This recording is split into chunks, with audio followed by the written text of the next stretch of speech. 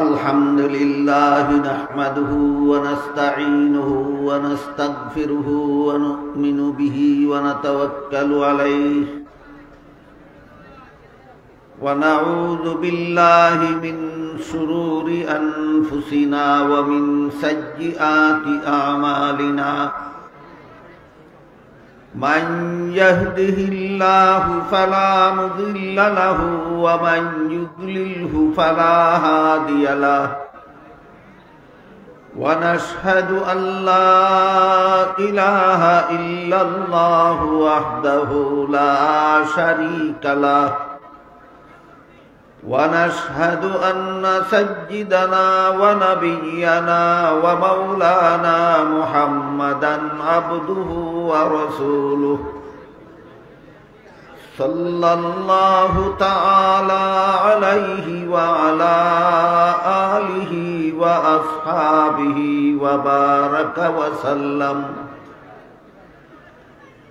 أما بعد فأعوذ بالله من الشيطان الرجيم بسم الله الرحمن الرحيم ورفعنا لك ذكرك وقال رسول الله صلى الله عليه وسلم إن الله فضلني على الأنبياء وفضل أمتي على الأمم أو كما قال عليه الصلاة والسلام. শ্রদ্ধেয় সভাপতি হযরত উলামায়ে কেরাম, দূর দূরান্ত থেকে আগত সর্বস্তরের মুসলমান ভাইয়েরা আমার, গতকালের আলোচ্য বিষয় অসমাপ্ত ছিল। আমি প্রথমে কয়েক মিনিটে সেই অসমাপ্ত বিষয়টা সমাপ্ত করার পর আজকের আলোচ্য বিষয়ে শুরু করব ইনশাআল্লাহ। গতকাল বলেছিলাম ইমানের ৬ কথার ভ্রান্ত ব্যাখ্যা করবে ৭২ দল মুসলমান দুনিয়ার হীনস্বার্থ চরিতার্থ করার উদ্দেশ্যে। এই জন্য এদেরকে হাদিস শরীফে আল্লাহর রাসূল জাহান্নামী মুসলমান বলেছেন। এদের সংক্ষিপ্ত পরিচয় হলো এরা আহলে বিদাত, যারা ইমানের ৬ কথার ভুল ব্যাখ্যা করে দুনিয়ায় বেদাত। পক্ষান্তরে একদল মুসলমান দুনিয়ার স্বার্থে নয়, সুদা পথে জান্নাতে যাওয়ার উদ্দেশ্যে ইমানের ৬ কথার সহি ব্যাখ্যা করবে। এই জন্য এরা জান্নাতি মুসলমান বলে আল্লাহর রাসূল ঘোষণা দিয়েছেন। এদের নাম ওই আহলে সুন্নত। আহলে বেদাত কত দল? আহলে সুন্নত কত দল? এক দল। এই কথাটা জীবন ভর আমাদের মনে রাখতে হবে। সুন্নত একটাই, এই জন্য আহলে সুন্নতের দল একটাই। বেদাতের কোনো সীমা সংখ্যা নাই, এই জন্য আহলে বেদাতেরও কোনো সীমা সংখ্যা নাই। আহলে সুন্নাত ওয়াল জামাত ইমানের ৬ কথার সহি ব্যাখ্যা গ্রহণ করবে। এই সহি ব্যাখ্যা পাওয়া যায়, গতকাল বলা হয়েছে, ২ ঠিকানায়। এক ঠিকানার নাম নবীর সুন্নত, আর এক ঠিকানার নাম সাহাবায়ে কেরামের জামাত। এই জন্য দলের নাম আহলে সুন্নত ওয়াল জামাত। সুন্নতে রাসূল এবং জামাতে সাহাবাত থেকে আল্লাহ সম্পর্কে যে সমস্ত ব্যাখ্যা গৃহীত হয়েছে সেগুলি সহি ব্যাখ্যা। ইমানের ৬ কথার যত ব্যাখ্যা গৃহীত হয়েছে সবগুলি সহি ব্যাখ্যা। সুন্নতে রাসূল আর জামাতে সাহাবা সারা যত দল, যত ব্যক্তি মন গড়াভাবে এই 6 কথার যত ব্যাখ্যা করেছে সবগুলি ভ্রান্ত ব্যাখ্যা। এই প্রসঙ্গে আমি গতকাল আল্লাহ সম্পর্কে কিছু সহি ব্যাখ্যা এবং পাশাপাশি ভ্রান্ত ব্যাখ্যার আলোচনা শুরু করেছিলাম। এর মধ্যে একটা হলো আহলে সুন্নাত ওয়াল জামাতের আদর্শ ও নীতিমালার আলোকে আল্লাহ সম্পর্কে একটা সহি ব্যাখ্যার আলোচনা এই শুরু হয়েছিল যে আল্লাহ যদি হাসরের মাঠে কোনো ইমানদার নেককার বান্দাকে জাহান্নামের শাস্তি দেন, তবুও সেটা আল্লাহর পক্ষ থেকে অবিচার হবে না। এটা আহলে সুন্নাত ওয়াল জামাতের আকীদা। এটা আহলে সুন্নাত ওয়াল জামাতের আকীদা। পক্ষান্তরে 72 দলের এক দলের নাম মুতাজিলা। এদের আকীদা হলো নেককারকে জাহান্নামের শাস্তি দিলে আল্লাহর অবিচার হবে। আহলে সুন্নাত ওয়াল জামাতের আকীদা হলো অবিচার হবে না। মুতাজিলাদের ভ্রান্তপন্থী বেদাত আহলে বেদাত এক দল, মুতাজিলাদের আকীদা হলো আল্লাহর অবিচার হবে। এবার আমরা বোঝার চেষ্টা করব ইমানদার নেককারকে আল্লাহ জাহান্নামের শাস্তি দিলে কিয়ামতের দিন আল্লাহর অবিচার হবে না কিভাবে।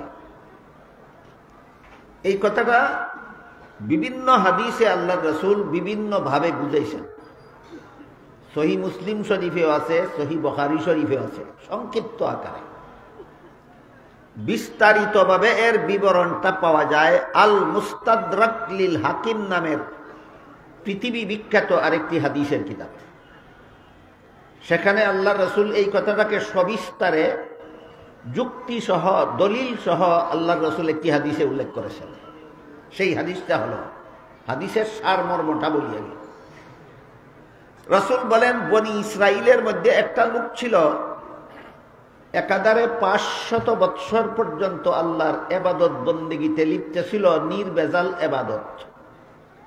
বনি ইসরাইলের বংশের মধ্যে একটা লোক ছিল একাধারে 500 বছর পর্যন্ত আল্লাহর ইবাদতে লিপ্ত ছিল। কেমন ইবাদত? একেবারে নির্ভেজাল ইবাদত। এই লোকটা আল্লাহর কাছে দোয়া করেছিল, হে আল্লাহ, আমার জীবনের শেষ সেজদার মধ্যে যেন আমার মরণ হয়, মরণের পরে আমার লাশটা যেন মাটি খাইতে না পারে, কিয়ামত পর্যন্ত লাশটা যেন সেজদার মধ্যেই থাকে। আল্লাহ তার দোয়া কবুল করেছিলেন, তাই তার জীবনের শেষ সেজদার মধ্যেই তার মরণ হয়েছে। মাটি তার লাশ খাইতে পারবে না কিয়ামত পর্যন্ত, মাটির নিচে তার লাশটা সেজদার মধ্যেই আছে। এই সেজদার থেকে জীবিত হয়ে যখন হাসরের মাঠে দাঁড়াবে, আল্লাহ একজন ফিরিস্তাকে বলবেন, হে ফিরিস্তা, আমার এই বান্দা একাধারে 500 বছর পর্যন্ত আমার ইবাদত করেছে নির্ভেজাল, তার আমল নামায় গুনাহ একটাও নাই, তার আমল নামায় গুনাহ একটাও নাই। তাই আমার এই বান্দাকে ফিরিস্তা তুমি আমার দয়ায় জান্নাতে পৌঁছে দাও। রাসূল বলেন, এই কথা বলা মাত্রই ওই ইবাদত করনেওয়ালা আল্লাহকে জিজ্ঞাসা করবে, হে আল্লাহ, আপনার দয়ায় যদি আমার জান্নাতে যেতে হয়, তাহলে আমার 500 বছরের ইবাদত কোন কাজে লাগলো? রাসূল বলেন, তার কথার কোনো জবাব না দিয়ে আল্লাহ আবারও ফিরিস্তাকে বলবেন, তাকে আমার দয়ায় জান্নাতে পৌঁছে দাও। আবার জিজ্ঞাসা করবে, আপনার দয়ায় যদি আমার জান্নাতে যেতে হয়, তাহলে আমার 500 বছরের ইবাদত গেল কোথায়? 2 বার রিপিট করার পরে আল্লাহ বলবেন, ঠিক আছে, তুমি তোমার ইবাদতের হিসাব নিকাশ মিলাইয়া যদি বেহেশতে যাইতে চাও, আমার বাধা নাই, হিসাব মিলাও। এই বলে হাসরের মাঠে বান্দার সাথে আল্লাহর হিসাব নিকাশ শুরু হবে। প্রথমেই আল্লাহ জিজ্ঞাসা করবেন, আচ্ছা বলো তো, আমি যখন তোমাকে তোমার মায়ের গর্ভের জন্ম দিয়ে পৃথিবীতে পাঠাইছিলাম, তখন যদি আমি দয়া করে তোমাকে জগৎটা দেখার মতো 2টা চক্ষু না দিতাম, তাহলে তোমার 500 বছরের ইবাদত কোথায় বিক্রি করলে বিনিময়ে এমন 2টা চক্ষু পাওয়া যেত? বান্দা বলবে, না আল্লাহ, 500 বছরের ইবাদতের বিনিময়ে এমন 2টা চক্ষু জগতের কোথাও পাওয়া যায় না। তখন আল্লাহ বলবেন, তাহলে তোমার বিবেককে জিজ্ঞেস করে বলো, তোমার 500 বছরের ইবাদতের দ্বারা আমার জান্নাতের মূল্য হবে দূরের কথা, আমার দেওয়া দুটি চুকের মূল্য কি হয়? তখন বান্দা বলবে, না আল্লাহ, ইনসাফ করলে, ইনসাফের বিচার করলে আমার 500 বছরের ইবাদতের দ্বারা আপনার দেওয়া দুটি চুকের মূল্য হয় না। আল্লাহ বলেন, না হলেও আমি মেনে নিলাম, আমি তোমার 500 বছরের ইবাদত গ্রহণ করে নিলাম আমার দেওয়া দুটি চুকের মূল্য হিসাবে। এবার বলো, তুমি 500 বছর ইবাদত করতে গিয়া কত টন খাদ্য গ্রহণ করেছিলে, সেইগুলির মূল্য দিবে কে? কত মন পানি পান করেছিলে, সেইগুলির মূল্য দিবে কে? আরো তোমার শরীরে যত অঙ্গ প্রত্যঙ্গ আমি দয়া করে দান করেছিলাম, সেগুলির মূল্য দিবে কে? রাসূল বলেন, আল্লাহ এই প্রশ্ন করার পর এই লোকটা নিরুত্তর হয়ে যাবে, আল্লাহর প্রশ্নের কোনো জবাব দিতে পারবে না। তখন আল্লাহ আগের ফিরিস্তাকেই বলবেন, এই ফিরিস্তা, আমার বান্দাকে জাহান্নামে নিয়ে যাও, সে আমার ঋণ পরিশোধ করতে পারে না। রাসূল বলেন, আল্লাহর হুকুম পাওয়া মাত্র ফিরিস্তা তাকে টানা হেঁচড়া করে জাহান্নামের দিকে নিয়ে রওনা হয়ে যাবে। তখন বান্দা চিৎকার দিয়া বলবে, হে আল্লাহ, আপনি দয়া করেই আমাকে জান্নাতে দিয়ে দেন। এই ঘটনার মাধ্যমে রাসূল বুঝাইছেন এই কথা, নামাজ, রোজা, ইবাদত বন্দেগীর দ্বারা আল্লাহর জান্নাতের মূল্য হয় না। জান্নাতে যেতে হবে আল্লাহর দয়ায়। তোমার আমল নামাজ যদি গুনাহ একটাও না থাকে, আর শত শত হাজার হাজার বছরের ইবাদতে যদি ইবাদতের সওয়াবের দ্বারা যদি তোমার আমল নামা ভরপুর থাকে, আর আল্লাহ যদি বলেন তোমার দেহের মধ্যে যত নিয়ামত দিয়েছিলাম এগুলির মূল্যই তো তোমার হাজার বছরের ইবাদতের দ্বারা হয় না, তাইলে তোমার জাহান্নামের শাস্তি ভোগ করা ছাড়া কোনো উপায় থাকবে না। তাহলে আহলে সুন্নাত ওয়াল জামাতের এই মতাদর্শটা দলিলবিহীন না যুক্তিবিহীন, না দলিল ভিত্তিক যুক্তিভিত্তিক? আহলে সুন্নাত ওয়াল জামাতের এই মতাদর্শ যে আল্লাহর দয়া ছাড়া জাহান্নাম থেকে বাঁচা যাবে না, আল্লাহর দয়া ছাড়া কেউ জান্নাতে যেতে পারবে না, এটা দলিল ভিত্তিক, যুক্তিভিত্তিক। পক্ষান্তরে মুতাজিলাদের মতবাদ ভ্রান্ত মতবাদ, না এর পক্ষে সহি কোনো দলিল আছে, না এর পক্ষে বিশুদ্ধ কোনো যুক্তি আছে।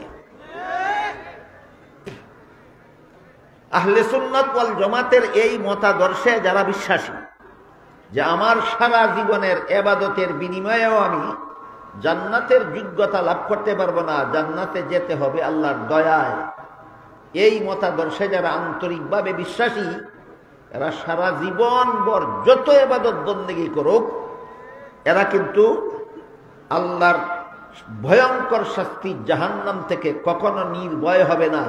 এরা সদা সর্বদা ইবাদত বন্দেগী করার পরও আল্লাহর দরবারে কাতর থাকবে। কাতর, এই কাতর থাকাটাই হইল আল্লাহর নির্বেজাল গোলামি।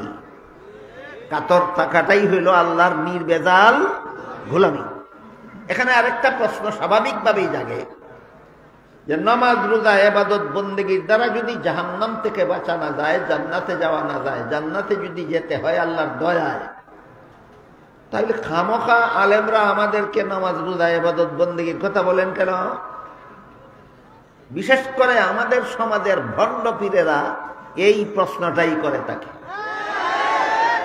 নামাজ নাই, রোজা নাই, ইবাদত নাই, বন্দেগী নাই, হালাল নাই, হারাম নাই, এরা পীর। বলেন, এরা কি সত্যই পীর না বন্ড? এই বন্ডরা যখন এই কাহিনীটা শুনে তখন বলে, দেখো আমাদের মতের পক্ষে হাদিসে দলিল আছে। রাসূল বলেছেন নামাজ, রোজা, ইবাদত বন্দেগীর দ্বারা জান্নাতে যাওয়া যাবে না, জান্নাতে যেতে হবে আল্লাহর দয়ায়। তাই আমরা যে ইবাদতের দ্বারা জান্নাতে যাওয়া যাবে না সেইটা করি না, যে দয়ায় জান্নাতে যেতে হবে সেই দয়ার আশা করি।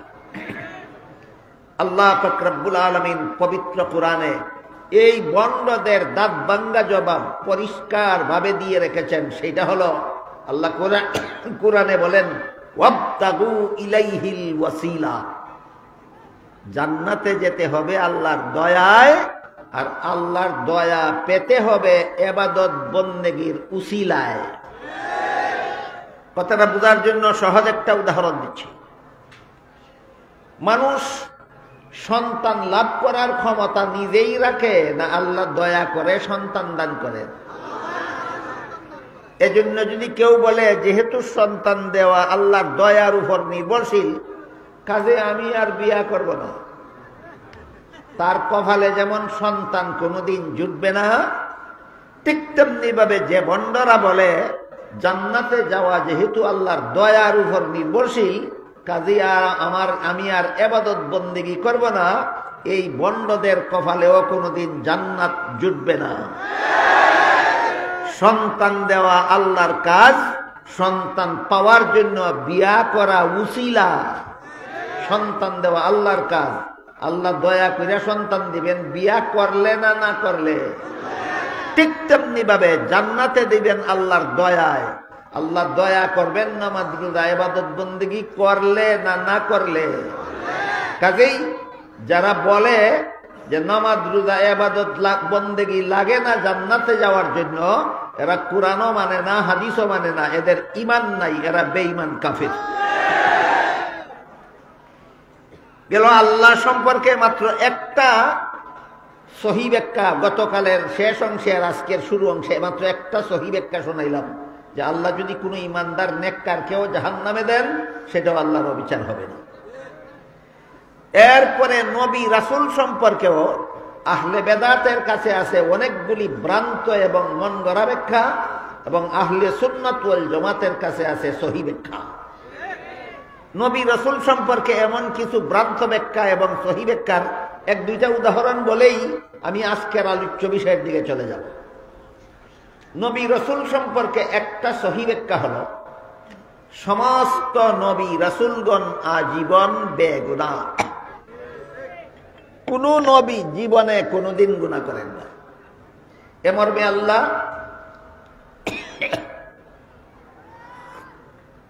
সূরাতুল বাকারার 124 নম্বর আয়াতে বলেন, লা ইয়ানালু আহদিজ জালিমিন, নবুয়তের পদ আমি গুনাহগারদেরকে দান করি না। সূরাতুল বাকারার 124 নম্বর আয়াতে আল্লাহ বলেন, নবুয়তের পদ আমি কোনো গুনাহগারকে দান করি না। এর দ্বারা পরিষ্কার হয়ে গেল নবীগণ হয়ে থাকেন আজীবন বেগুনাহ। নবীগণ হয়ে থাকেন আজীবন বেগুনাহ। এজন্য আপনি যদি সমস্ত নবীগণকে বেগুনাহ বিশ্বাস করেন, তাহলে আপনি আহলে সুন্নাত ওয়াল জামাতের অন্তর্ভুক্ত হতে পারেন। যদি কেউ কোনো নবীকে কোনো ঘটনার অপব্যাখ্যা বা মন গড়া ব্যাখ্যার মাধ্যমে গুনাহগার সাব্যস্ত করে, সে আর যাই কিছু হোক আহলে সুন্নাত হতে পারে না, আহলে বেদাত হতে পারে। এই আয়াতের ভিত্তিতে আহলে সুন্নাত ওয়াল জামাতের নবীগণ সম্পর্কে একটা সহি ব্যাখ্যা হলো, সমস্ত নবী রাসূলগণ আজীবন বেগুনাহ। কাজেই কোন নবীর জীবনের কোন ঘটনাকে যদি এমন ভাবে ব্যাখ্যা করা হয় যেভাবে ব্যাখ্যা করলে নবী গুনাহগার সাব্যস্ত হয়ে পড়েন, অথবা কুরআনে হাদিসে এমন কোন শব্দ যদি পাওয়া যায় যে শব্দের কোনো অর্থে গুনাহ সাব্যস্ত হয়, এমন ক্ষেত্রে আহলে সুন্নাত ওয়াল জামাতের মতাদর্শ হলো নবী বেগুনাহ আল্লাহর এই মূলনীতি বজায় রেখে ওই অন্যান্য শব্দকে এবং নবীর জীবনের ওই সমস্ত ঘটনাকে রূপক অর্থে ধরে নিয়ে ভিন্নভাবে ব্যাখ্যা করতে হবে, যেন কারো কোনো ব্যাখ্যার দ্বারা কোনো নবী যেন গুনাহগার সাব্যস্ত না হন। এটা হলো নবীগণ সম্পর্কে একটা সহি ব্যাখ্যা, যেটা আহলে সুন্নাত ওয়াল জামাতের মতাদর্শ। এর একটা উদাহরণ, আল্লাহ আদম আলাইহিস সালামকে প্রথম নবী বানাইছে, পৃথিবীতে পাঠাবার আগে জান্নাতে পাঠাইছে, বলে দিয়েছেন জান্নাতের সব রকমের ফলমূল খাও, শুধু একটি গাছের ফল খেতে নিষেধ করেছেন। কিন্তু শেষ পর্যন্ত ইবলিসের দুকায় পরে আদম জান্নাতে নিষিদ্ধ গাছের ফল খেয়েছেন। এই ঘটনা কোরআনে আছে।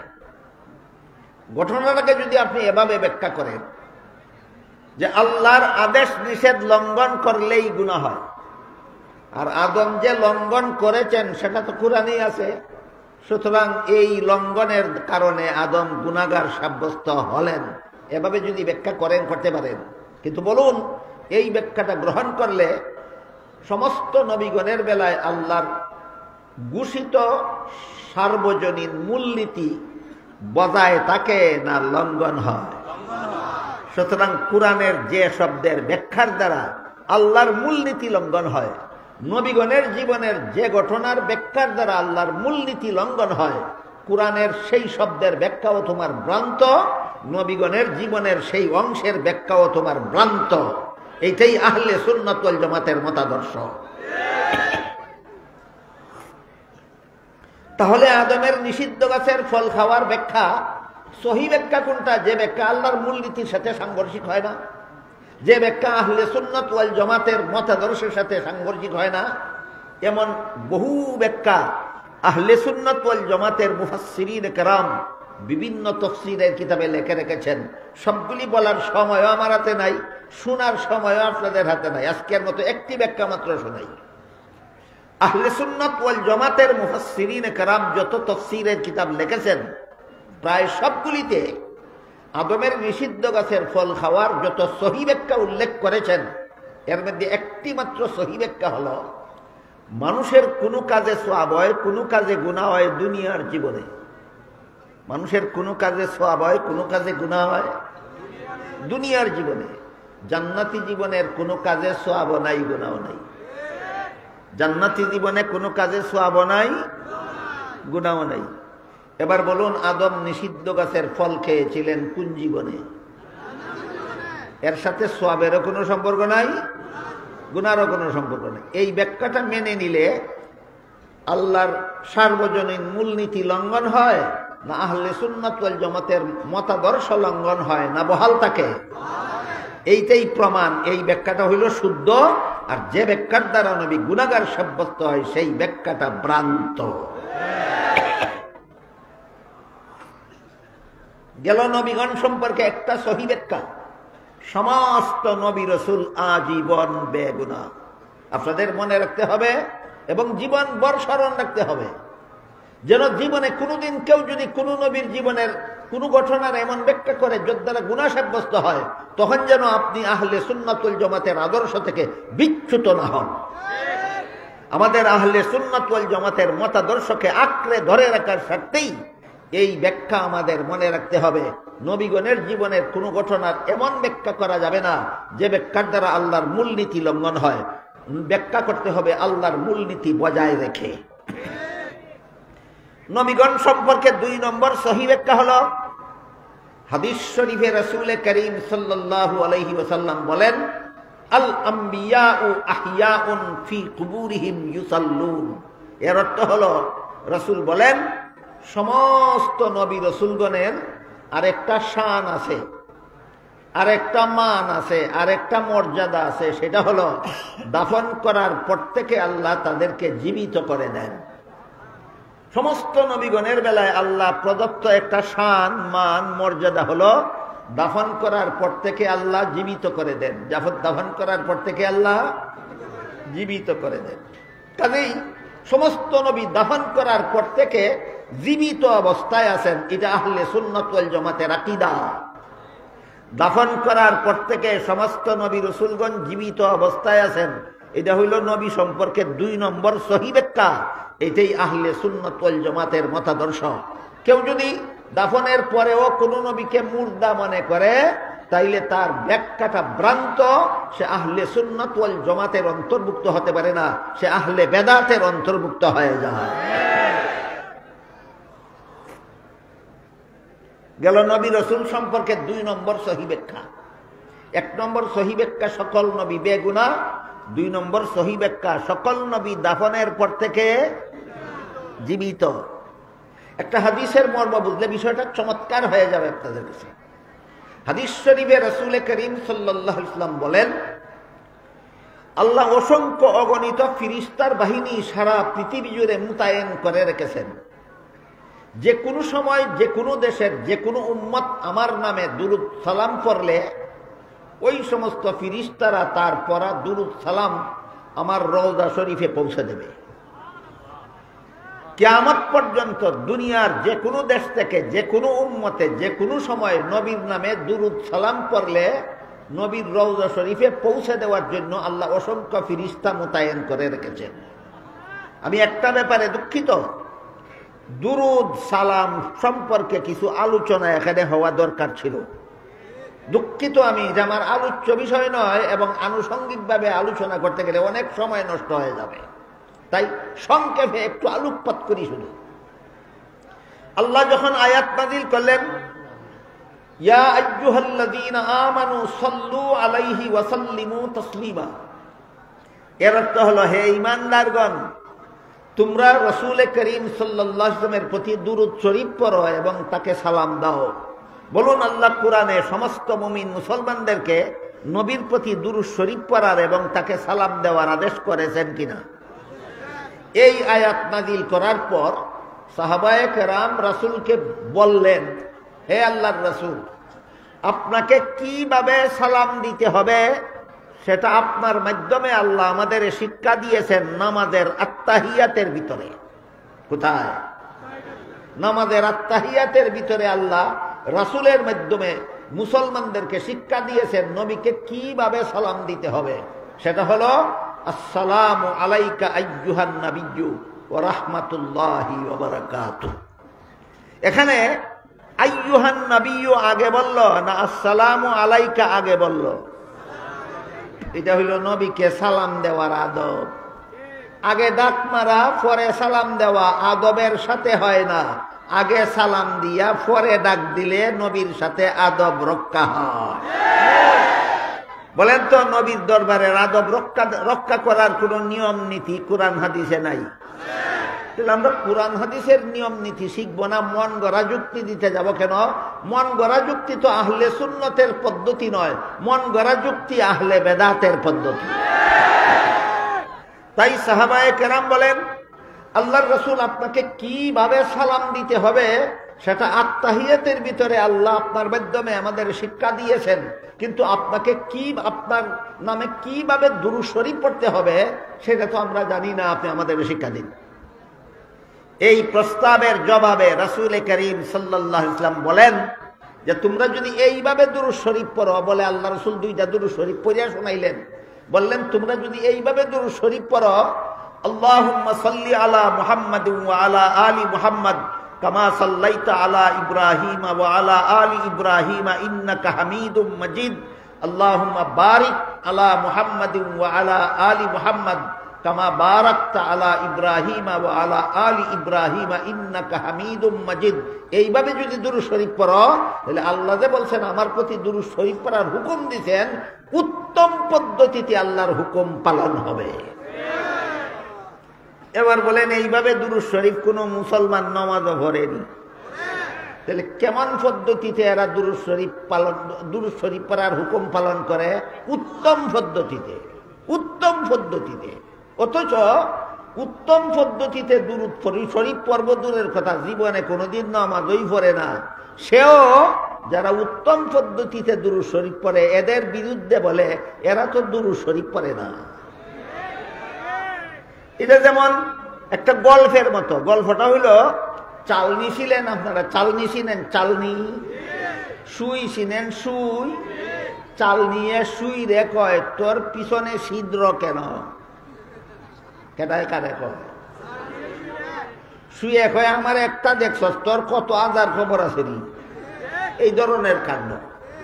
আল্লাহর রাসূল যেভাবে দুরূদ শরীফ পড়ার কথা বলেছেন, এইভাবে যারা দৈনিক 5 বার দুরূদ শরীফ পড়ে এরা বলে পড়ে না, আর যারা একবারও পড়ে না এরা বলে নবীর আশিক, নবীর পাগল, নবীর নামে দুরূদ পড়ার লাগে এরা বলে পাগল।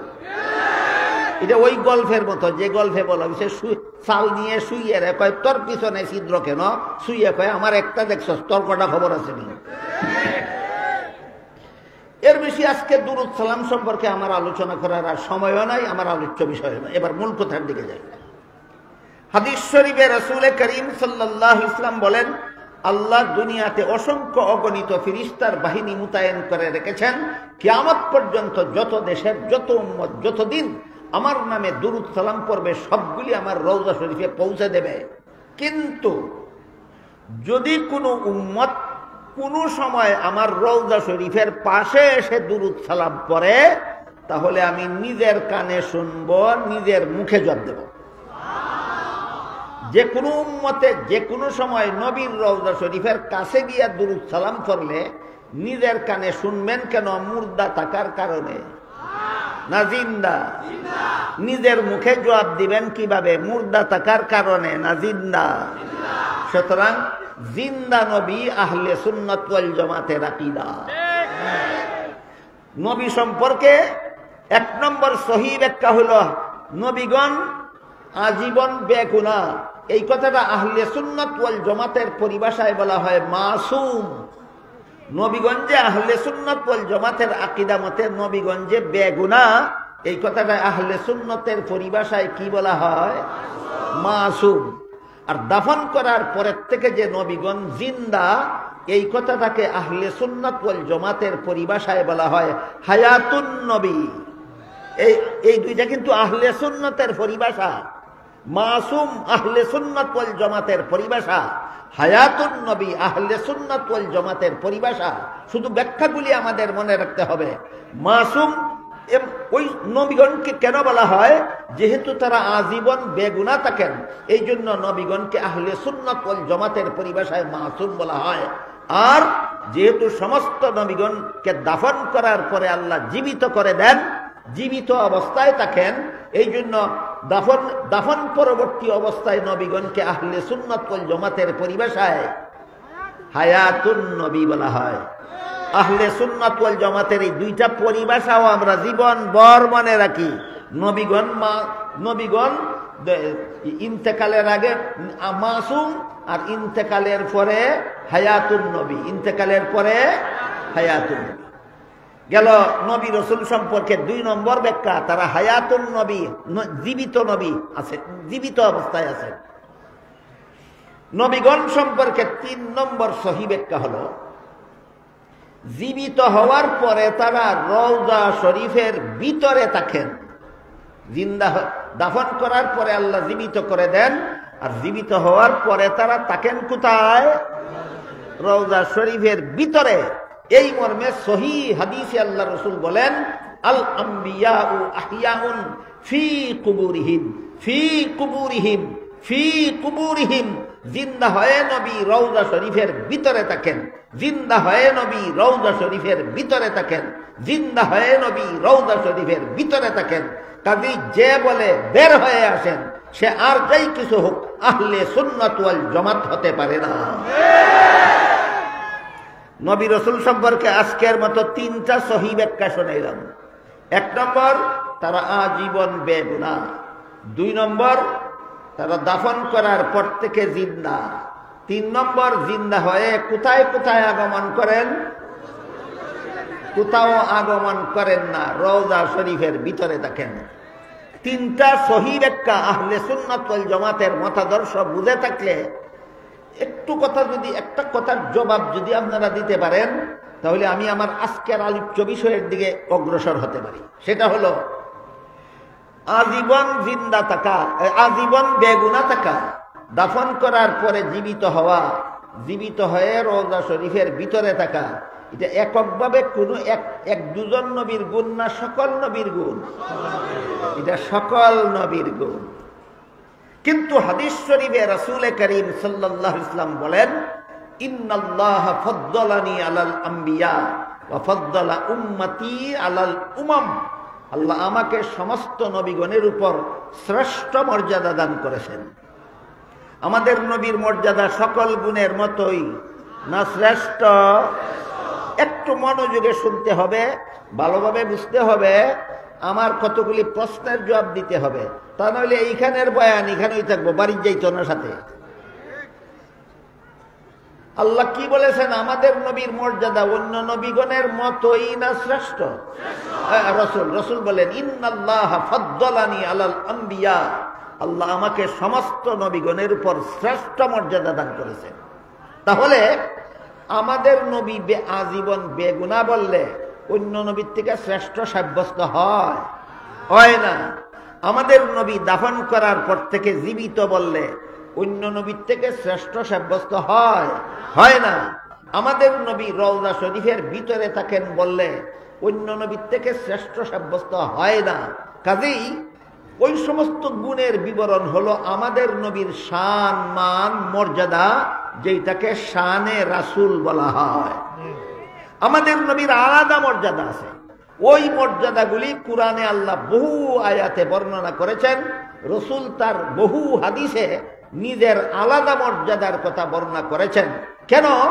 উম্মত যেন কোন কোন গুণের কারণে আমাদের নবী অন্য নবীর থেকে আলাদা মর্যাদার অধিকারী সেইগুলি জানতে পারে, মানতে পারে, আহলে সুন্নাত ওয়াল জামাতের অন্তর্ভুক্ত থাকতে পারে। এই জন্য আমাদের নবীর আলাদা মর্যাদা সম্বলিত বিবরণ কোরআনের বহু আয়াতে আল্লাহ দিয়েছেন। আমাদের নবীর আলাদা মর্যাদা সম্পন্ন বিবরণ রাসূল বহু হাদিসে দিয়েছেন। কাজেই কেউ যদি বলে আমি শানে রসুলের আলোচনা করি, কেউ যদি বলে আমি রসুলের মর্যাদার কথা বলতে যাচ্ছি, আমাদের নবীর আলাদা মর্যাদার কথা বলতে গিয়া যদি বলে আমাদের নবী আজীবন বেগুনাহ, আজীবন বেগুনাহ হওয়া কি আমাদের নবীর আলাদা না সকল নবীর সমান মর্যাদা?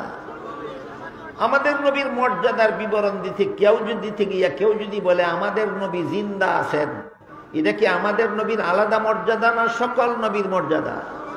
কেউ যদি বলে আমাদের নবী রওজা শরীফের ভিতরে থাকেন, এটা কি আমাদের নবীর আলাদা মর্যাদা না সকল নবীর সমান মর্যাদা? সকল নবীর সমান মর্যাদার কথা যদি বলো, এটা শানে রসুল হয় না, যা শানে আম্বিয়া হয়। এবার আমরা বোঝার চেষ্টা করি শানে রসুল আর শানে আম্বিয়ার অর্থ কি। আম্বিয়া নবী শব্দের বহু বচন, আম্বিয়া নবী শব্দের বহু বচন। তাহলে শানে আম্বিয়া অর্থ সমস্ত নবীর মর্যাদা, শানে আম্বিয়া অর্থ সমস্ত নবীর মর্যাদা। এবার বলুন আমার কথা বুঝে থাকলে, হায়াতুন নবী হওয়া শানে রসুল না শানে আম্বিয়া? জিন্দা নবী হওয়া শানে রসুল না শানে আম্বিয়া? রওজা শরীফের ভিতরে থাকা শানে রসুল না শানে আম্বিয়া? গায়ে শানে আম্বিয়া আর কয় শানে রসুল গাইছি, নিজেই বুঝে না, অন্যরে বুঝাইব কি? তুমি কি কইছ নিজে নি বুঝছ? কথা বুঝতে পারছেন আপনারা?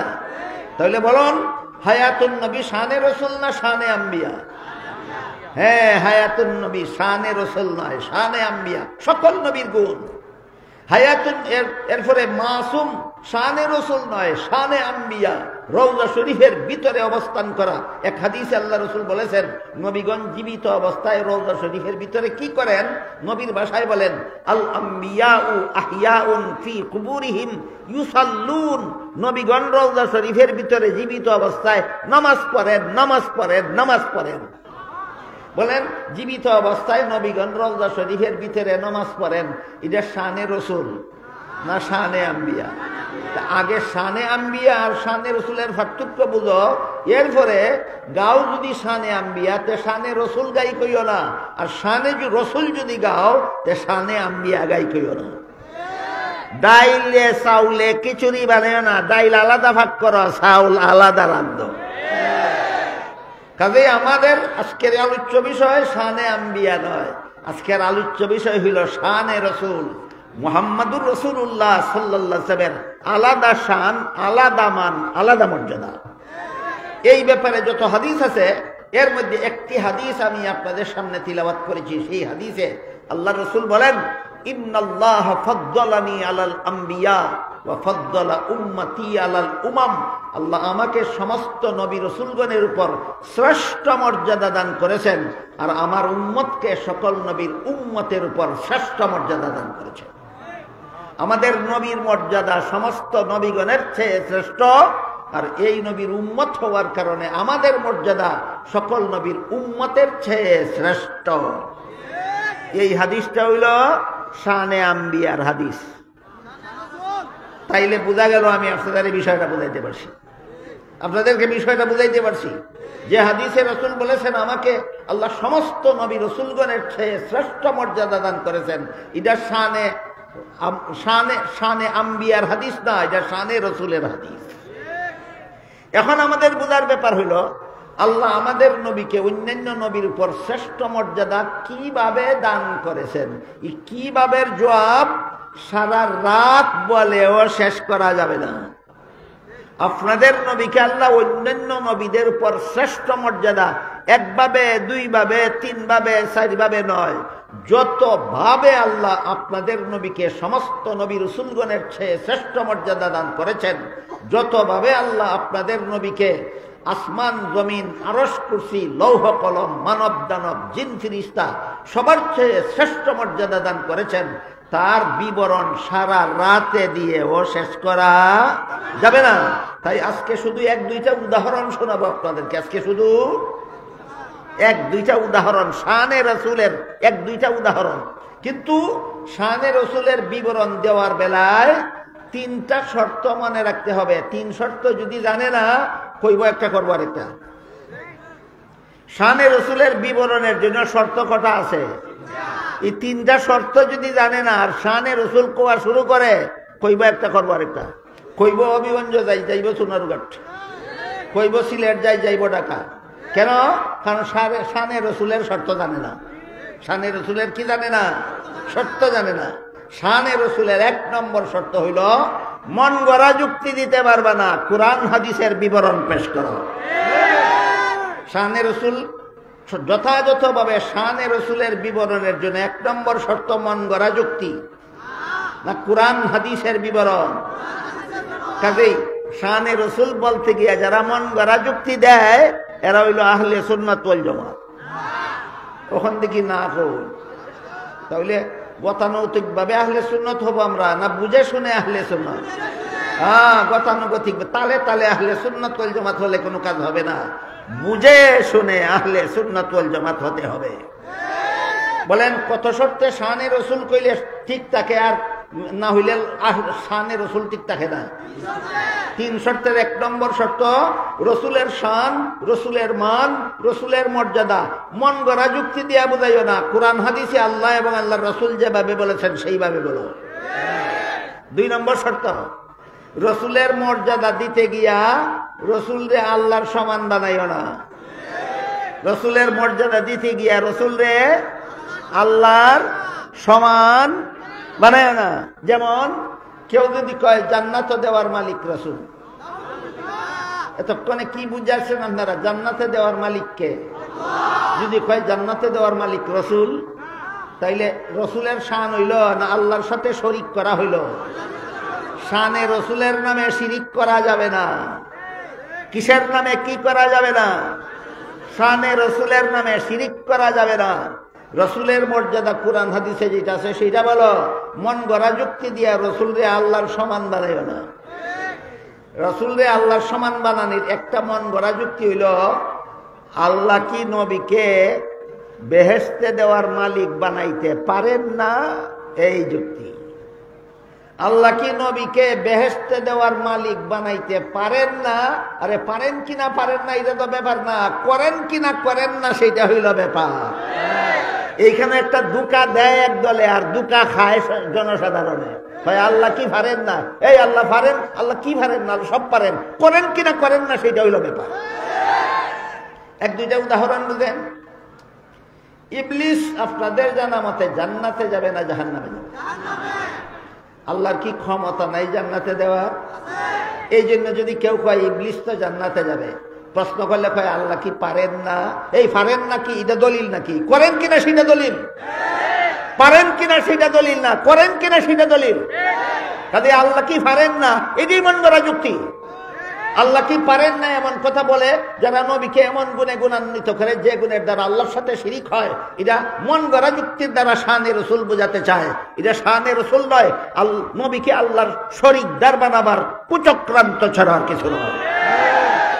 এই জন্য শানে রাসূল বিশুদ্ধ হওয়ার জন্য কত শর্ত আছে? এক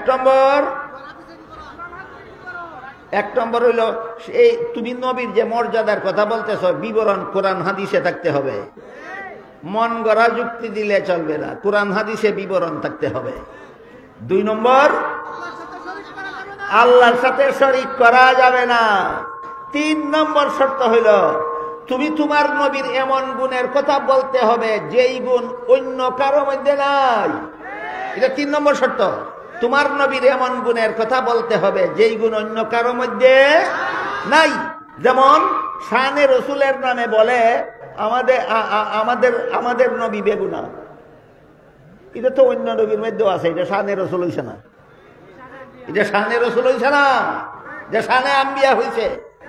আমি কি আপনাদেরকে বুঝাতে পারলাম? শানে রসুল সহি হওয়ার শর্ত কটা আছে? 3টা। জীবনে কোনোদিন ভুলে যাবেন না, তাহলে আপনাদেরকে শানে রসুলের নামে কেউ ধোঁকা দিতে পারবে না। শানে রসুলের নামে এই সমাজে যথেষ্ট ধোঁকা চলে, শানে রসুলের নামে এই সমাজে যথেষ্ট ধোঁকা চলে। কেন? আমার দেশের সরল মুসলমান নবীর সরল উম্মত শানে রসুলের শর্তগুলি জানে না। এই জন্য যার যেভাবে মনে চায় মন গড়া যুক্তি দিয়ে নবীকে অমুকের সাথে তুলনা করে, হমুকের সাথে তুলনা করে নবীর শান বোঝাতে চায়।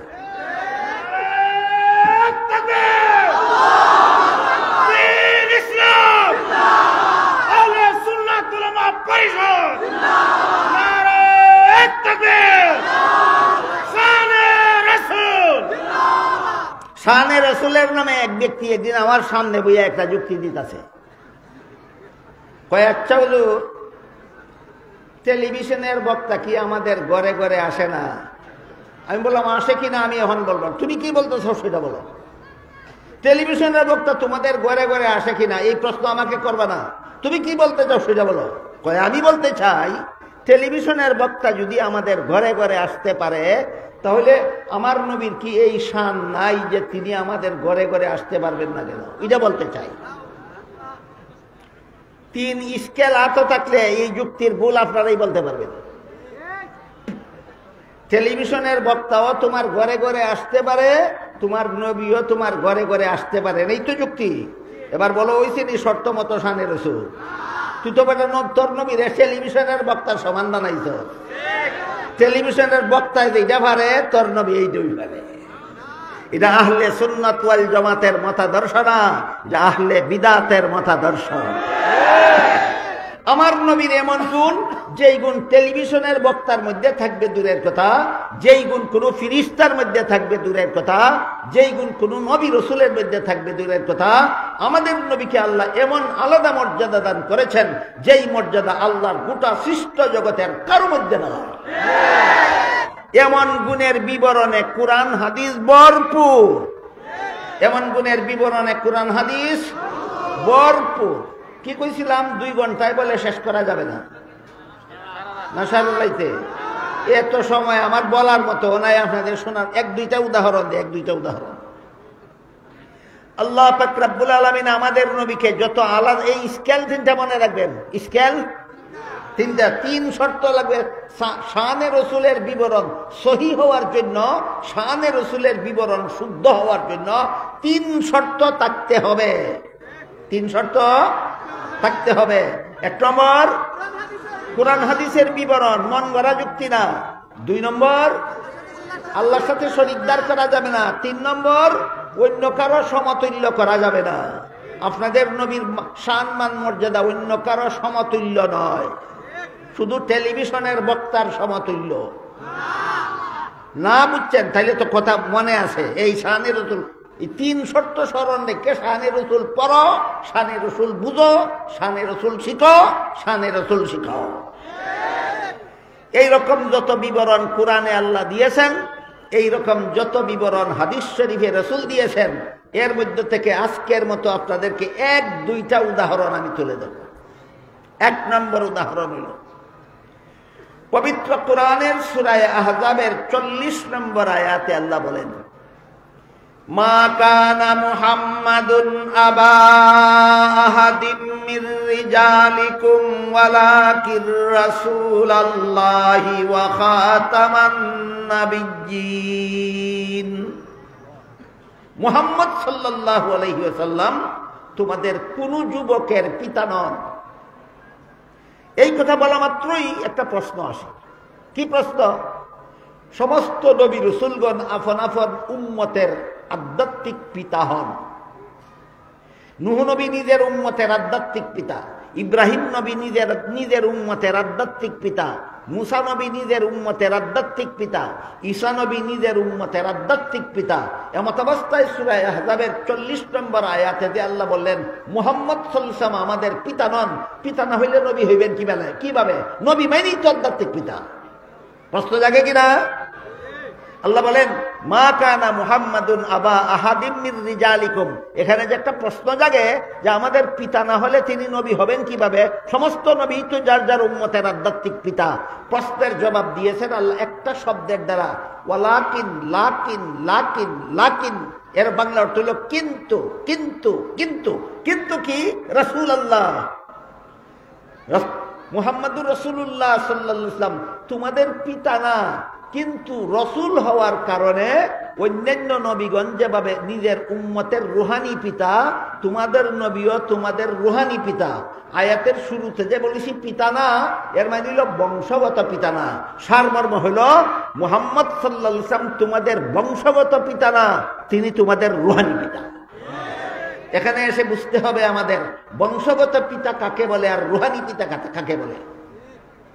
যে পিতার শরীরের অংশ দ্বারা সন্তানের শরীর গঠন হয়, এমন পিতাকে বংশগত পিতা বলা হয়। আর যার পবিত্র আত্মার পরশে অপরের আত্মা পবিত্র হয়, তাকে রুহানি বাবা বলা হয়, আধ্যাত্মিক পিতা বলা হয়। সমস্ত নবীগণের আত্মা সকল প্রকার গুনাহ থেকে পবিত্র, যা আগে আমরা বুঝে এসেছি। সমস্ত নবীগণের আত্মা সকল প্রকার গুনাহ থেকে পবিত্র। তাই নবীগণের সংস্রবে যারা যায়, নবীগণের কথা যারা শুনে, নবীগণের কথা মতো যারা জীবনযাপন করে, তাদের আত্মাটাও শেষ পর্যন্ত পবিত্র হয়ে যায়। এখানে নবীর পবিত্র আত্মার পরশে উম্মতের আত্মা পবিত্র হয়। তাই নবীগণ উম্মতের আধ্যাত্মিক পিতা। এবার বলুন, উম্মতের আধ্যাত্মিক পিতা হওয়া কি আমাদের নবীর আলাদা গুণ না সকল নবীর সমান গুণ? তাহলে আল্লাহ যে বললেন ওয়ালাকিন রাসূলুল্লাহ, রাসূলুল্লাহ হওয়ার কারণে তিনি তোমাদের আধ্যাত্মিক পিতা, এটা তো আমাদের নবীর আলাদা গুণ না? এটা তো আদম নবীর গুণ, নূহ নবীর গুণ, ইব্রাহিম নবীর গুণ, মুসা, সকল নবীর গুণ। কাজেই আমাদের নবীর আলাদা গুণ কোনটা? এই প্রশ্নের জবাবে আল্লাহ বলেন ওয়া খাতামান নাবিয়্যিন, তোমাদের নবীর আলাদা গুণ হলো খাতামুন নাবিয়্যিন হওয়া। খাতামুন নবীন গুণ আমি আদম নবীকে দান করি নাই, তোমাদের নবীকে দান করেছি। খাতামুন নবীন উপাধি আমি নূহ নবীকে প্রদান করিনি, তোমাদের নবীকে প্রদান করেছি। খাতামুন নবীন উপাধি আমি কোন নবীকে দেই নাই, একমাত্র তোমাদের নবীকে দিয়েছি। এবার বলেন, রাসূলুল্লাহ হওয়া আমাদের নবীর আলাদা গুণ না খাতামুন নবীন হওয়া আলাদা গুণ? খাতামুন নবীন এই উপাধি আল্লাহ কোন নবীকে প্রদান করেননি, একমাত্র আমাদের নবীকে খাতামুন নবীন উপাধি প্রদান করেছেন। এটা কিভাবে আমাদের নবীর আলাদা গুণ হইল, এখন হইল বুঝার ব্যাপার। তিরমিজি শরীফের বর্ণিত এক হাদিসে রাসূল করিম সাল্লাল্লাহু আলাইহি ওয়াসাল্লাম বলেন, লা তাকুমুস সাআতু হাত্তা ইউবআসা দাজ্জালুনা কাযযাবুনা কুল্লুহুম ইয়াজআমু আন্নাহু নাবিয়্যুন ওয়া আনা খাতামুন নাবিয়্যিনা লা নাবিয়্যা বাদি। এর অর্থ হলো রাসূল বলেন, আমার পরে কিয়ামত পর্যন্ত যদি কেউ নবী হওয়ার দাবি করে, সে হবে মিথ্যাবাদী, দাজ্জাল। কাজী গোলাম আহমদ কাদিয়ানী যেহেতু আমাদের নবীর পরে জন্ম হইয়া নবী হওয়ার দাবি করেছে, আল্লাহর নবী অগ্রিম বলে গেছেন সে মিথ্যাবাদী, দাজ্জাল। দাজ্জাল সম্পর্কে অনেক কথা আছে আপনাদের জানার মতো, আমার বলার মতো। দুঃখিত আমি, সময় নাই, সব কথা একদিনে বলা যাবে না, শুধু শব্দটাই মনে রাখুন। আল্লাহর রাসূল বলে দিয়েছেন, আমার পরে যারা নবী হওয়ার দাবি করবে তারা সবাই হবে মিথ্যাবাদী, দাজ্জাল। সুতরাং রাসূলের এই হাদিস মতে গোলাম আহমদ কাদিয়ানী মিথ্যাবাদী, দাজ্জাল। এর কারণ বর্ণনা করে রাসূল বলেন, আমার পরবর্তী কেউ নবী হওয়ার দাবি করলে সে মিথ্যাবাদী, দাজ্জাল হবে। কেন? কারণ হিসাবে নবী বলেন ওয়া আনা খাতামুন নাবিয়্যিনা লা নাবিয়্যা বাদি। আল্লাহ যে আমাকে কোরআনে খাতামুন নবিয়্যিন উপাধি দিয়েছেন, এর অর্থ হইল আমার পরে আর কোনো নবী নাই, আমি শেষ নবী। এই শেষ নবী হলো খাতামুন নবিয়্যিনের অর্থ।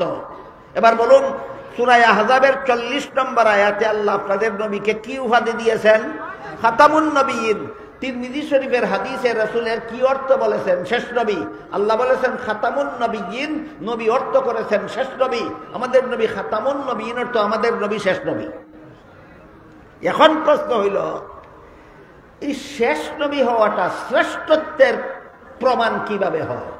শেষ নবী হওয়াটা শ্রেষ্ঠত্বের প্রমাণ কিভাবে হয়? এটা সহজ প্রশ্ন নয়, একটু কঠিন আছে। একটু গভীর মনোযোগে বসতে হবে, একটু গভীর মনোযোগে শুনতে হবে। একটা উদাহরণের মাধ্যমে আমি আপনাদের এই প্রশ্নের জবাবটা বোঝাবার চেষ্টা করব। উদাহরণটা হলো, একজন মানুষ কোনো একটা জটিল রোগে আক্রান্ত হইল, একজন ডাক্তারের দ্বারা চিকিৎসা করাইল, চিকিৎসার দ্বারা রোগ কিছুদিনের জন্য সারল, কিছুদিন পরে আবার রোগ ফিরে দেখা দিল। বলুন, চিকিৎসা পুরাপুরি সফল না আংশিক সফল? আরেক ডাক্তারের দ্বারা চিকিৎসা করাইল, আংশিক সফল। আরেক ডাক্তারের দ্বারা চিকিৎসা করাইল, আংশিক সফল। আরেক ডাক্তারের দ্বারা চিকিৎসা করাইল, আংশিক সফল। এইভাবে ডাক্তার পরিবর্তন করে করে চিকিৎসা করাতে করাতে করাতে এক পর্যায়ে গিয়ে এমন ডাক্তারের দ্বারা চিকিৎসা করাইল যে ডাক্তারের চিকিৎসায় রোগ যে সারল, জীবনে আর কোনোদিন ফিরল না।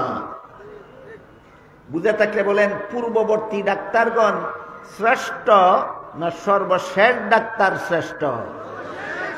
তাইলে আগে বোঝার চেষ্টা করি শ্রেষ্ঠ ডাক্তার কে হয় আর কে শ্রেষ্ঠ ডাক্তার নয়।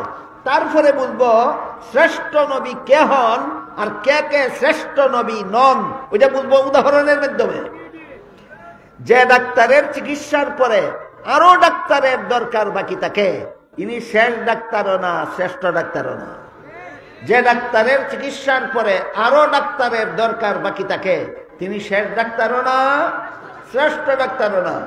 আর যে ডাক্তারের চিকিৎসার পরে আর কোনো ডাক্তারের দরকার বাকি থাকে না, তিনি শেষ ডাক্তারও, শ্রেষ্ঠ ডাক্তারও। ঠিক তেমনি ভাবে এই সমস্ত ডাক্তার হলেন হাসপাতালের ডাক্তার। আল্লাহ পাক রব্বুল আলামিন মানব জাতির জন্য আরেক প্রকার চিকিৎসক বানাইছেন, রুহানি রোগের চিকিৎসক। আল্লাহ সমস্ত নবী রসুলগণকে মানব জাতির রুহানি চিকিৎসক বানাইছেন। সমস্ত নবী রসুলগণকে কেমন রোগের চিকিৎসক বানাইছেন? রুহানি রোগের চিকিৎসক। আর রুহানি শারীরিক রোগের মধ্যে যেমন সবচেয়ে কঠিন রোগ হইল ক্যান্সার, ঠিক তেমনি ভাবে রুহানি রোগগুলির মধ্যে সবচেয়ে বড় জঘন্যতম রোগের নাম কুফুর। রুহানি রোগগুলির মধ্যে সবচেয়ে বড় কঠিন রোগের নাম কুফুরি। এই কুফুরি রোগের চিকিৎসার জন্য আল্লাহ আদম আলাইহিস সালাম থেকে নিয়ে মুহাম্মদুর রাসূলুল্লাহ পর্যন্ত লক্ষাধিক নবী রসুল পাঠিয়েছেন। আদম নবীর চিকিৎসায় কিছু মানুষ, নূহ নবীর চিকিৎসায় কিছু মানুষ রুহানি রোগ থেকে মুক্ত হয়েছে, বাকি সব রুহানি রোগে আক্রান্ত হইয়া মারা গেছে। ইব্রাহিম নবীর চিকিৎসায় কিছু মানুষ কুফরি রোগ থেকে মুক্ত হয়েছে, সব মানুষ কুফরি রোগে রয়ে গেছে। মুসা নবীর চিকিৎসায় কিছু মানুষ রুহানি রোগের থেকে মুক্ত হয়েছে, বাকি সব মানুষ রুহানি রোগে আক্রান্ত হইয়া রয়েছে। ঈসা নবীর চিকিৎসায় কিছু মানুষ রুহানি রোগ থেকে মুক্ত হয়েছে, বাকি সব মানুষ কুফরি রোগে আক্রান্ত রয়েছে। এইভাবে আল্লাহ পাক রব্বুল আলামিন শুধু তাই নয়, বরং আগের নবী বিদায় হওয়ার পরবর্তী কিছুদিনের মধ্যে সব মানুষ আবার কাফির হয়ে গেছে। আগের নবী বিদায় হওয়ার পরবর্তী কিছুদিনের মধ্যে সারা দুনিয়ার সব মানুষ আবার কাফের হইয়া গেছে। এর একটা উদাহরণ শুনুন। আদম আলাইহিস সালাম দুনিয়াতে আসার 600 বছর পরে ইবলিস অত্যন্ত কৌশলের মাধ্যমে আদমের সন্তানদেরকে মূর্তি পূজা শিক্ষা দিয়েছিল। কাজে আমাদের মনে রাখা দরকার, জীবনভর মূর্তি পূজার প্রথম উস্তাদ ইবলিস। মূর্তি পূজার প্রথম উস্তাদ ইবলিস। আদম নবী দুনিয়াতে আসার কতদিন পরে আদম সন্তানদেরকে ইবলিস মূর্তি পূজা শিক্ষা দিয়েছিল? 600 বছর পরে। আর ইবলিসে আদম সন্তানদেরকে মূর্তি পূজা শিক্ষা দেওয়ার আরো 600 বছরের মাথায় সারা দুনিয়ার সমস্ত মানুষ মূর্তি পূজারী হয়ে গেল। কুফরি রোগে আক্রান্ত হওয়ার বাকি রইল কজন? একজনে কইছে, একজনও না। ইবলিসে মূর্তি পূজা শিক্ষা দেওয়ার পরবর্তী 600 বছরের মাথায় সারা দুনিয়ার সমস্ত মানুষ মূর্তি পূজায় লিপ্ত হয়ে গেল। তাহলে পূর্ববর্তী নবীগণের চিকিৎসা স্থায়ীভাবে সফল না আংশিক সফল? এইভাবে নূহ নবীর আধ্যাত্মিক চিকিৎসা আংশিক সফল, ইব্রাহিম নবীর আধ্যাত্মিক চিকিৎসা আংশিক সফল, মুসা নবীর আধ্যাত্মিক চিকিৎসা আংশিক সফল, ঈসা নবীর আধ্যাত্মিক চিকিৎসা আংশিক সফল। এরপরে আল্লাহ মুহাম্মদুর রাসূলুল্লাহকে পাঠাইলেন। মাত্র 23 বছর দাওয়াত ও তাবলীগের কাজ করেছেন। বলে গিয়েছেন, লা তাজালু তাইফাতুম মিন উম্মতি জাহিরিনা আলাল হক্কি ইলা ইয়াউমিল কিয়ামা আও কামা ক্বালা আলাইহিস সালাতু ওয়াস সালাম। আমার পর থেকে কিয়ামতের পূর্ব পর্যন্ত নূহ নবীর যুগের মানুষের মতো সারা দুনিয়ার মানুষ আর একসাথে কখনো কাফের হবে না। কাজেই অন্যান্য নবীর পরে আরো নবী পাঠাবার দরকার বাকি থাকতো কেন? সব মানুষ কাফের হইয়া যেত। নতুন নবী পাঠাইয়া আবার ইমানের দাওয়াত দিতেন। আবার কিছুদিন পরে সব মানুষ কাফের হইয়া যেত। নতুন নবী পাঠাইয়া আবার ইমানের দাওয়াত দিতেন। মুহাম্মদুর রাসূলুল্লাহকে পাঠাইয়া এই যে একদল মুসলমান হইল, কিয়ামত পর্যন্ত দুনিয়ার সব মানুষ আর কাফের হবে না। সুতরাং যেভাবে যে ডাক্তারের চিকিৎসার পরে আরো ডাক্তারের দরকার বাকি থাকলে তিনি শেষ ডাক্তারও না, শ্রেষ্ঠ ডাক্তারও না। আর যে ডাক্তারের চিকিৎসার পরে আর কোনো ডাক্তারের চিকিৎসার দরকার বাকি থাকে না, তিনি শেষ ডাক্তারও, শ্রেষ্ঠ ডাক্তারও। ঠিক তেমনি ভাবে যে নবীর আবির্ভাবের পরে দুনিয়ার মানুষের হেদায়েতের জন্য আরো নবীর দরকার বাকি থাকে, তিনি শেষ নবীও না, শ্রেষ্ঠ নবীও না। যে নবীর আবির্ভাবের পরে কিয়ামত পর্যন্ত দুনিয়ার মানুষের হেদায়েতের জন্য আর কোনো নবীর দরকার বাকি থাকে না, তিনি শেষ নবীও, শ্রেষ্ঠ নবীও।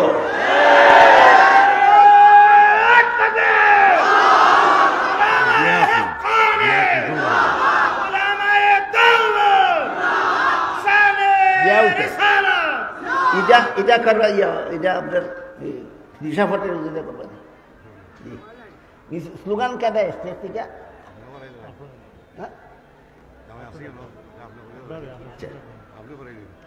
আমি তো পারি না, বেড়াশোনা লেগে যায় ওখানে ওরকম পারে না।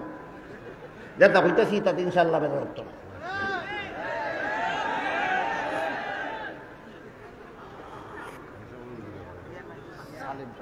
তাইলে এবার বলেন, খাতামুন নবিয়্যিন হওয়া কোন কোন নবীর গুণ? এটা খাতামুন নবিয়্যিন শানে আম্বিয়া না শানে রসুল? আল্লাহ কোরআনে শানে রসুলের বিবরণ দিয়েছেন কিনা? একটা দুইটা না অনেকগুলি? এর মধ্যে একটা বিবরণ কি? খাতামুন নবিয়্যিন। আল্লাহ কোরআনে শানে রসুলের যত বিবরণ দিয়েছেন, যত আয়াত নাযিল করছেন, যত শব্দ উল্লেখ করেছেন, এর মধ্যে আমাদের নবীর আলাদা শান, মান, মর্যাদা সম্বলিত একটি মাত্র শব্দ হলো খাতামুন নবিয়্যিন। ওই নবীকে বলা হয় যে নবীর আবির্ভাবের পরে কিয়ামত পর্যন্ত দুনিয়ার মানুষের হেদায়েতের জন্য আর কোনো নবীর দরকার বাকি নাই। এমন গুণ আমাদের নবী ছাড়া আর কোনো নবীকে আল্লাহ দান করেন নাই।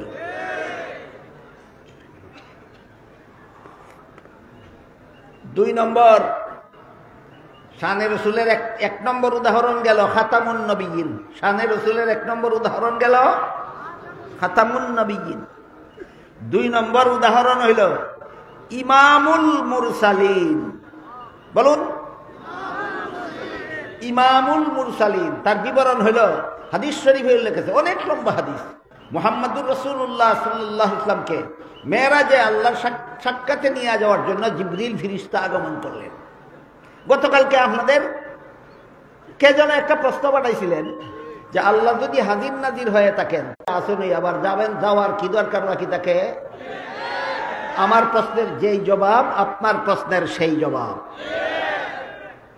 আল্লাহ হাজির নাজির হইলে যদি জমিনেই আল্লাহর সাথে দেখা করতে পারেন, আসমানের উপরে যাওয়ার দরকার বাকি থাকে না।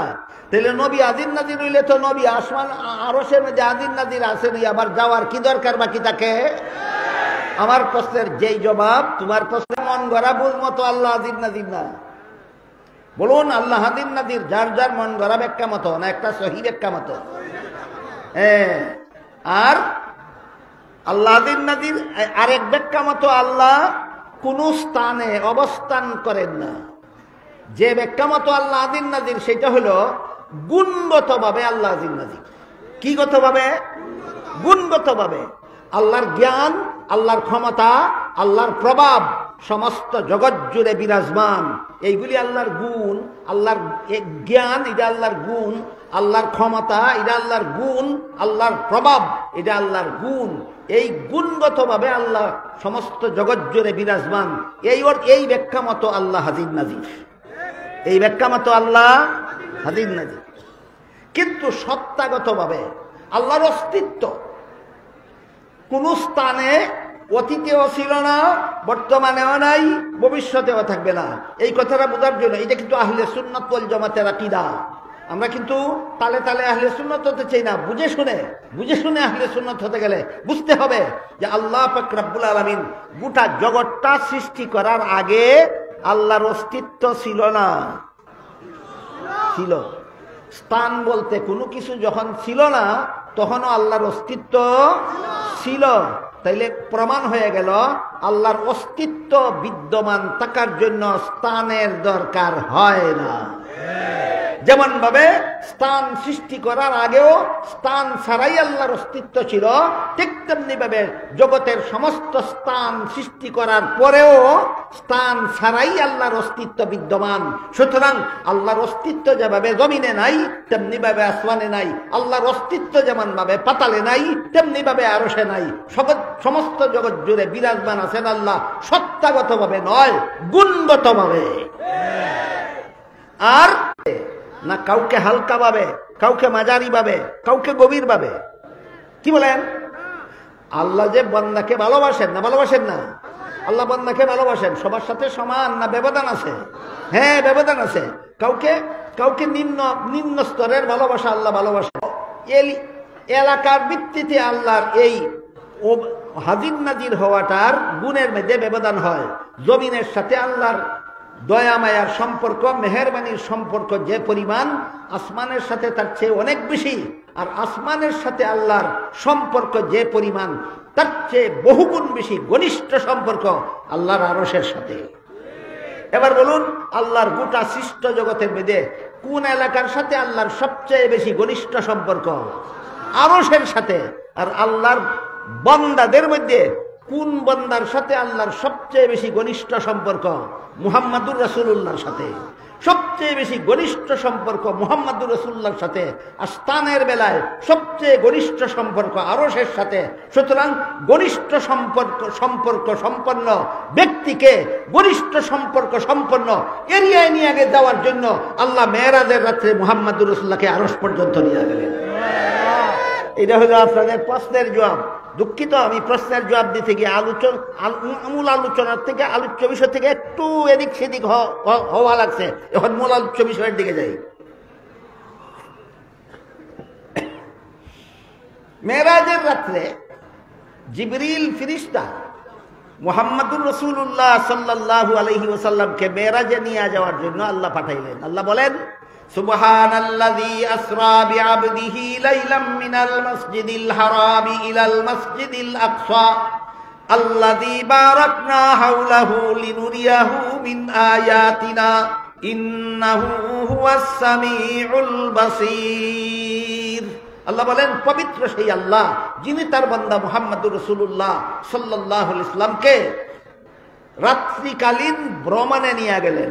বলুন, মুহাম্মদ রাসূলুল্লাহর রাত্রিকালীন ভ্রমণ কোন ঘটনাকে বোঝায়? মেরাজের ঘটনা। আল্লাহ নবীকে মেরাজে নিয়ে গেলেন।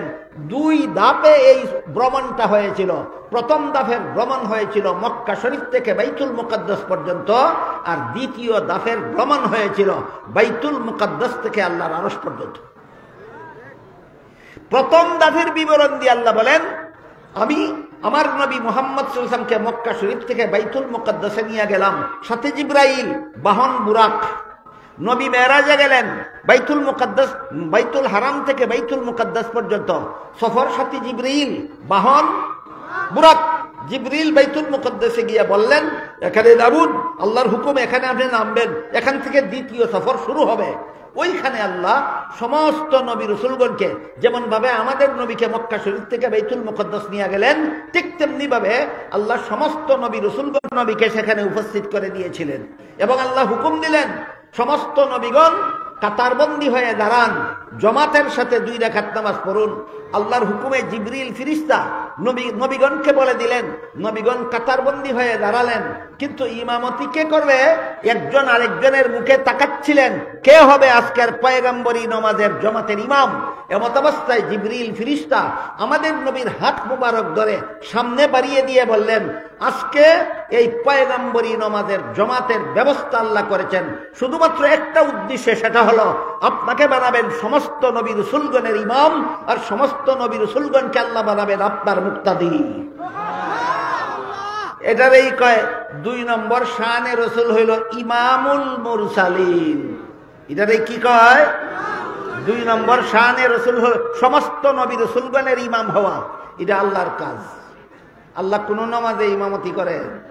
তাইলে ইমাম হওয়া, নামাজের জামাতের ইমাম হওয়া আল্লাহর কাজ নয়। শুধু রাসূলকে ইমামুল মুরসালিন বললে আল্লাহর সমান করা হয় না। আর ইমামুল মুরসালিন আর কোন নবী রাসূলকে আল্লাহ বানাইছেন না, একমাত্র আমাদের নবীকে ইমামুল মুরসালিন বানাইছেন।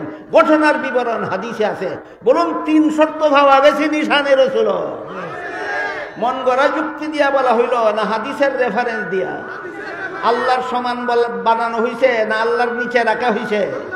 অন্য কারো সমান বানানো হয়েছে রইছে না সকল নবীগণের ঊর্ধ্বে রাখা হয়েছে? বলুন আমাদের নবীর একটা শান যে ইমামুল মুরসালিন হওয়া, 3 শর্ত মতো হইল কিনা? এই 3 শর্ত জীবনে কোনোদিন ভুলে যাবেন না। শানে রাসূল শুদ্ধ হওয়ার জন্য 3টা শর্ত আছে। 1 নম্বর শর্ত, মন গড়া যুক্তি দিলে হবে না, কোরআন হাদিসের বিবরণ লাগবে। 2 নম্বর শর্ত, আল্লাহর সমকক্ষ সাব্যস্ত করা যাবে না, আল্লাহর নিচে রাখতে হবে। 3 নম্বর শর্ত, কোন মাখলুকের সমকক্ষ সাব্যস্ত করা যাবে না, সৃষ্টির শ্রেষ্ঠ সাব্যস্ত হতে হবে। এবার বলুন মেরাজের রাতে আল্লাহ আমাদের নবীকে আরেকটা মর্যাদা সূচক উপাধি প্রদান করলেন। কি সেই উপাধি? ইমামুল মুরসালিন। এটা আমাদের নবীর শান। এটা ইমামুল মুরসালিন হওয়া শানে আম্বিয়া হইল না শানে রাসূল হইল? শর্ত ছাড়া হইল না 3 শর্ত সাপেক্ষে হইল?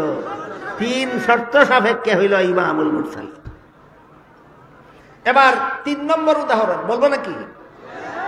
এবার 3 নম্বর উদাহরণ আল্লাহ পাক রব্বুল আলামিন পবিত্র কোরআনের সবচেয়ে ছোট্ট সূরার শুরুতে বলেন, ইন্না আ'তাইনাকাল কাউসার।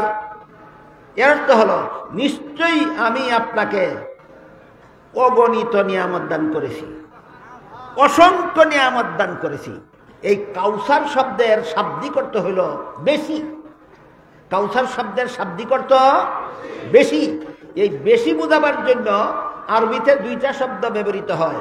একটা হইল কাসির, কাসিরের অর্থ বেশি, আর একটা হইল কাউসার, কাউসারের অর্থ বেশি। কিন্তু কাসির এমন বেশিকে বলা হয় যে বেশি গণে শেষ করা যায়। বলুন কাসির কেমন বেশিকে বলা হয়? যে বেশি গণে শেষ করা যায়।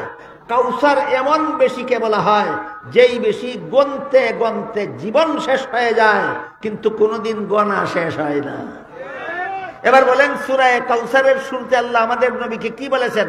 ইন্না আ'তাইনাকাল কাসির না কাউসার? তাহলে আয়াতের অর্থ কি দাঁড়াবে? হে মুহাম্মদুর রাসূলুল্লাহ সাল্লাল্লাহু আলাইহি ওয়াসাল্লাম, আপনাকে আমি এমন বেশি দেওয়া দিছি যেই বেশি কেউ গণে শেষ করতে পারবে না কখনো। এই বেশি জিনিসটা কি? এই বেশি জিনিসটা কি? এই প্রশ্নের জবাবে মুফাসসিরিনে কেরাম অনেক অনেক কিছু লিখেছেন। কেউ লিখেছেন 5টা নিয়ামত, কেউ লিখেছেন 18টা নিয়ামত, কেউ লিখেছেন 36টা নিয়ামত। এই এক একটা নিয়ামত আল্লাহ শুধু আমাদের নবীকে দান করেছেন, আর কাউকে নয়। কাজেই কাউসার শব্দের বহু তাফসীর, প্রত্যেকটা তাফসীর আমাদের নবীর এক একটা শান। কাউসার শব্দের অনেকগুলি তাফসীর আছে, প্রত্যেকটা তাফসীর শানে আম্বিয়া নয়। কাউসার শব্দের প্রত্যেকটা তাফসীর শানে রাসূল। কাউসার শব্দের প্রত্যেকটা তাফসীর শানে রাসূল। এর মধ্যে আপাতত একটা তাফসীর শোনাই। কাউসার শব্দের একটা তাফসীর হইল, আপনাকে আমি অসংখ্য অগণিত গণে শেষ করার মতো নয় এমন পরিমাণ রুহানি সন্তান উম্মত দান করেছি। আপনাকে এমন উম্মত দিছি যে উম্মতের সংখ্যা কেউ গণে শেষ করতে পারবে না। আর এই সমস্ত উম্মত আপনার রুহানি সন্তান। কেন আল্লাহ সূরা নাজিল করেছিলেন? নাজিল করেছিলেন একটা বিশেষ ঘটনা আছে।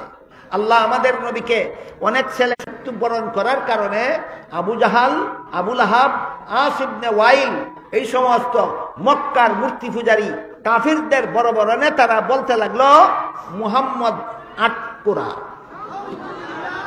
আটকুরা বলার যুক্তি ছেলে বাঁচে না, যার ছেলে বাঁচে না বলেন ইন্না আতাইনাকাল কাউসার, আপনার মাত্র 4টা ছেলেকে আমি, বংশগত ছেলেকে আমি শিশুকালে মরণ দিয়েছি বিশাল বিশাল কৌশলগত কারণে, ও কারণেই না, অনেক কৌশলগত কারণে।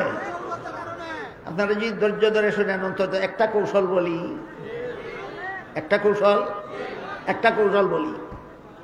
যদি আমাদের নবীর একজন ছেলেও বয়স্ক হইতেন, সাবালক হইতেন, 40 বছর বেঁচে থাকতেন, প্রশ্ন দাঁড়াইতো তিনি নবী হইয়া বাঁচবেন না উম্মত হইয়া বাঁচবেন। আমাদের নবী যদি বেঁচে থাকতেন, আমাদের নবীর একটা ছেলে যদি বেঁচে থাকতো, প্রশ্ন দাঁড়াইতো এই ছেলেটা নবী হইব না উম্মত হইব। যদি বলেন উম্মত হইব, তাইলে আমাদের নবীর ছেলের মর্যাদা অন্য নবীর ছেলের চেয়ে কমে যায়। কারণ ইব্রাহিম ইসলাম নবী, তার ছেলেও নবী, ইসহাক আল ইসলাম নবী, তার ছেলেও নবী, ইয়াকুব আল ইসলাম নবী, তার ছেলেও নবী। অন্যান্য নবীর বেলা দেখা যায় বাপ নবী ছেলেও নবী। আর আমাদের নবীর ছেলে যদি বাসে নবী না হয়, তাহলে আমাদের নবীর ছেলে নবী হয় না। কাজেই আমাদের নবীর ছেলের মর্যাদা অন্য নবীর ছেলের থেকে কম হয়। কাজেই উম্মত হইয়া বাঁচলে আমাদের নবীর মর্যাদা অন্য নবীর ছেলের সমান হয় না।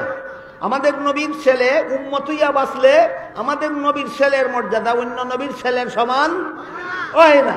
তাহলে দ্বিতীয় নম্বর হইল নবী হইয়া বাঁচবেন। আমাদের নবীর ছেলে যদি বাঁচেন আর নবী হন, তাহলে আমাদের নবীর খাতামুন নবীন উপাধি থাকে না। কৌশলটা বুঝে আসলো?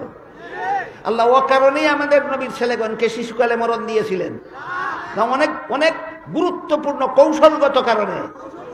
এর মধ্যে একটা কৌশল আপনাদেরকে শোনালাম। আমাদের নবীর ঘরে ছেলে জন্ম হয়েছিলেন বেশ কয়েকজন, যদি বেঁচে থাকতেন প্রথম প্রশ্ন দাঁড়াইতো নবী হয়ে বাঁচবেন না উম্মত হয়ে বাঁচবেন। যদি উম্মত হয়ে বাঁচেন, তাহলে শ্রেষ্ঠ নবীর উম্মতের মর্যাদা অন্য নবী, ওই শ্রেষ্ঠ নবীর ছেলের মর্যাদা অন্য নবীর ছেলের সমান হয় না। আর যদি নবী হয়ে বাঁচেন আমাদের নবীর ছেলে, তাহলে আমাদের নবীর খাতামুন নবীন উপাধি থাকে না। উভয় সংকট নিরসন করে দিয়েছেন আল্লাহ আমাদের নবীর ছেলেগণকে শিশুকালে মরণ দেওয়ার মাধ্যমে। কৌশলটা কি আমি আপনাদের বুঝাতে পারলাম? এই ধরনের বেশ কিছু কৌশলগত কারণে আল্লাহ আমাদের নবীর ছেলেগণকে শিশুকালে মরণ দেওয়ার উসিলায় আবু জাহালের দলবল, আবু লাহাবের দলবল, আস ইবনে ওয়াইলের দলবল আমাদের নবীকে আটপুরা বলে গালি দেওয়া শুরু করলো। ছেলে বাঁচে না, তারপরে তার সুনাম দুনিয়াতে রক্ষা করার কেউ নাই। আল্লাহ পাক রব্বুল আলামিন এদের গালির প্রতিবাদে আমাদের নবীর এই জখম, আমাদের নবীর এই আহত অন্তরকে সান্ত্বনা দিয়া সূরা কাউসার নাজিল করে বলেন ইন্না আতাইনাকাল কাউসার। আপনার বংশগত 4টা ছেলেকে শিশুকালে মরণ দিয়েছি একটা কৌশলগত কারণে, কিন্তু আপনার সমস্ত উম্মতকে আমি আপনার রুহানি সন্তান বানিয়ে দিয়েছি। এরা কিয়ামত পর্যন্ত আপনার সুনাম দুনিয়াতে রক্ষা করবে। তাহলে আমাদের নবীর রুহানি আওলাদ কাউসার শব্দের এক তাফসীর। আমাদের নবীর রুহানি সন্তান কারা? সমস্ত উম্মতেরা।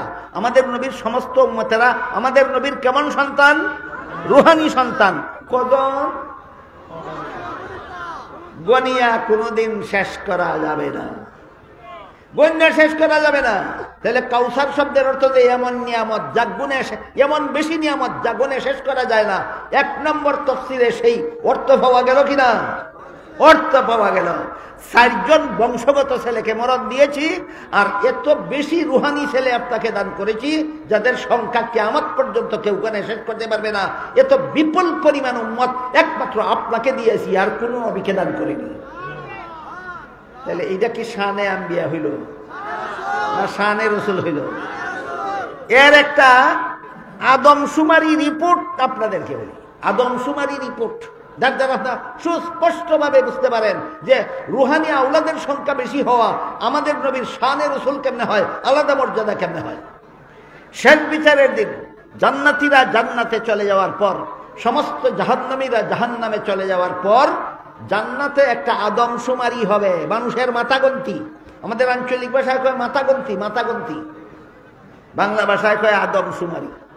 জান্নাতের আদমশুমারিতে দেখা যাবে সমস্ত জান্নাতীদের 3 ভাগের 1 ভাগ জান্নাতি, অন্যান্য সকল নবীর উম্মত। আর 3 ভাগের 2 ভাগ জান্নাতি হবে একা মুহাম্মদুর রাসূলুল্লাহর উম্মত। অন্যান্য নবীর উম্মত সমস্ত জান্নাতীদের কত ভাগের কত ভাগ? আর একা মুহাম্মদের সংখ্যা জীবনে কেউ গণে শেষ করতে পারবে না। কিয়ামত পর্যন্ত দুনিয়াতে আপনার সুনাম রক্ষার জন্য বংশগত ছেলের দরকার হবে না।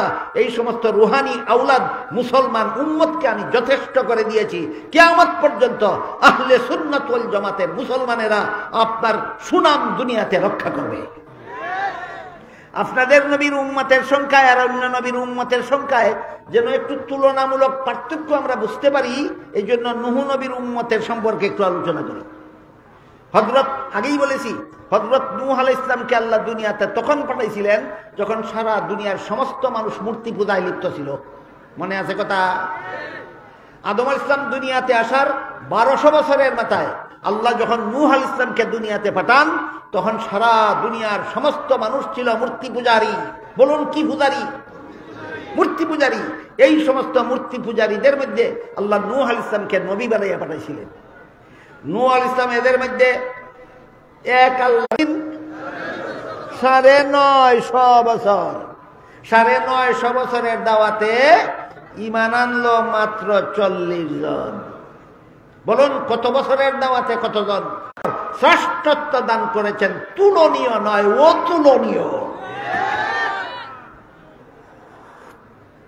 950 বছরের দাওয়াতে ঈমান আনলো 40 জন। এই 40 জন ঈমানদার উম্মত নিয়েই নূহ নবী হাসরের মাঠে দাঁড়াবেন। বলুন নূহ নবী হাসরের মাঠে কতজন ঈমানদার উম্মত নিয়ে দাঁড়াবেন? মাত্র 40 জন ঈমানদার উম্মত নিয়ে হাসরের মাঠে নূহ নবী দাঁড়াবেন। আর আমাদের নবী, আপনাদের নবী, এবার শুনুন, এক হাদিসে রাসূল বলেন, আল্লাহ আমাকে বলে দিয়েছেন আমার 70,000 উম্মতকে আল্লাহ বিনা হিসাবে জান্নাতে দিবেন। কতজন? কতজন? নূহ নবীর সর্বমোট উম্মতই 40 জন, আর আপনাদের নবীর শুধু বিনা হিসাবে জান্নাতি উম্মত 70,000। এই কথা বলা মাত্রই হযরত উমর ফারুক রাদিয়াল্লাহু তাআলা আনহু প্রশ্ন করে বসলেন, ওগো আল্লাহর রাসূল, আপনার 70,000 উম্মতকে আল্লাহ বিনা হিসাবে জান্নাতে দিবেন, যা আল্লাহর পক্ষ থেকে বলেছেন, আপনি কেন সুপারিশ করলেন না সংখ্যাটা আরো বাড়িয়ে দেওয়ার জন্য? প্রশ্ন কার? উমরের। নবীর বিনা হিসাবে জান্নাতি উম্মতের সংখ্যা হবে 70,000 যোগ 70,000 না 70,000 পূরণ 70,000 সমান 490 কোটি। আপনাদের নবীর 490 কোটি উম্মতকে আল্লাহ বিনা। এর মধ্যে একটা ক্যাটাগরি হলো যারা অতীত জীবনে গুনাহ করেছিল, কিন্তু শেষ জীবনে জাহান্নামের শাস্তির ভয়ে যথারীতি তওবা করে গুনাহ থেকে ফিরে এসেছে, এরপরে আর কোনো গুনাহ করলো না, এই অবস্থায় মরণ করলো। এই লোকটাও 490 কোটির তালিকাভুক্ত হবে। কথা বুঝতে পেরেছেন? এই মর্মেই হাদিস শরীফে রাসূল করিম সাল্লাল্লাহু আলাইহি ওয়াসাল্লাম বলেছেন, আত-তাইবু মিনাজ যামবি কামাল্লা যামবালাহু, যেই ব্যক্তি যথারীতি গুনাহ থেকে তওবা করে ফিরে আসে, আল্লাহ পাক রব্বুল আলামিন তার আমলনামার সবগুলি গুনাহ মুছে ফেলেন। একটা গুনাহ আর তার আমলনামায় হাসরের মাঠে থাকবে না, শুধু যার লেখা থাকবে সওয়াবই থাকবে। সুতরাং হাসরের মাঠে যার আমলনামায় সওয়াব ছাড়া কোনো গুনাহ খুঁজে পাওয়া যাবে না, এরা সবাই হবে বিনা হিসাবে জান্নাতি। এবার বলেন, আপনারা যারা এখানে বসা আছেন, আপনাদের নাম কি 490 কোটির তালিকাভুক্ত করার পথ আছে? কি পথ? তওবা করে সব গুনাহ ছেড়ে দিয়ে এই অবস্থায় মরণ করা। তওবা করে সব গুনাহ ছেড়ে দিয়ে এই অবস্থায় মরণ করা। আল্লাহ যেন আপনাদের সবাইকে, আপনাদের সাথে আমাকেও এই সৌভাগ্য যেন দান করেন। অনেকে বলে যে কিয়ামতের দিন নবী হবেন আমাদের সুপারিশগার। ঠিক আছে, এই ব্যাপারে কালকে কম বেশি আলোচনা হয়েছে। কিয়ামতের দিন নবী হবেন আমাদের জন্য সুপারিশগার। এই সুপারিশের বিভিন্ন ব্যাখ্যা আছে, বিভিন্ন স্তর আছে, বিভিন্ন পর্যায় আছে, বিভিন্ন শর্ত সারাইত আছে, বিস্তারিত আলোচনা, সেদিকে আজকে যাব না। কিন্তু আমি আজকে যেই কথাটা বলতে চাই, আপনাদের নবী শুধু কিয়ামতের দিন আপনাদের পক্ষে সুপারিশগার হবেন না, দুনিয়ার থেকে বিদায় হওয়ার আগে আপনাদের নবীর সুপারিশে 490 কোটি উম্মত জান্নাতে যাওয়া নিশ্চিত করা হয়েছে। শুধু নবী সুপারিশ ভবিষ্যতে করবেন না, অতীতেও করে গেছেন, অতীতেও করে গেছেন।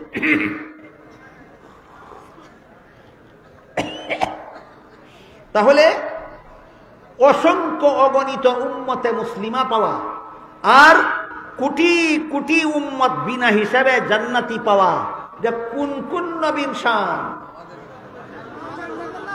এইগুলি হইল শানে আম্বিয়া নয়, এগুলি হইল শানে রাসূল, এগুলি হইল শানে রাসূল। কত নম্বর কইলাম, নম্বর টম্বর আর ইয়াদ নাই, কইতে নাকি নম্বর ফরিদ আপনারা কেসের রেকর্ড দেখে দেখে ফেলাইল। আরেক দিনের ঘটনা কই, একবার একটা বিশেষ কারণবশত আল্লাহ আমাদের নবীর কাছে ওহী নাজিল করা বন্ধ রেখেছিলেন। কোন কোন তফসিরের বিবরণ মতো 15 দিন, কোন কোন তফসিরের বিবরণ মতো 40 দিন। বিশেষ একটা কারণে আমাদের নবীর কাছে আল্লাহ ওহী নাজিল করা বন্ধ রেখেছিলেন। ওহী নাজিল বন্ধ দেখে আবুল আহাবের বউয়ের নাম ছিল উম্মে জামিল। আবুল আহাবের বউয়ের নাম ছিল উম্মে জামিল। আবুল আহাবের বউ নবীর আপন চাচি, চাচি আবুল আহাব চাচা আর বউ চাচি।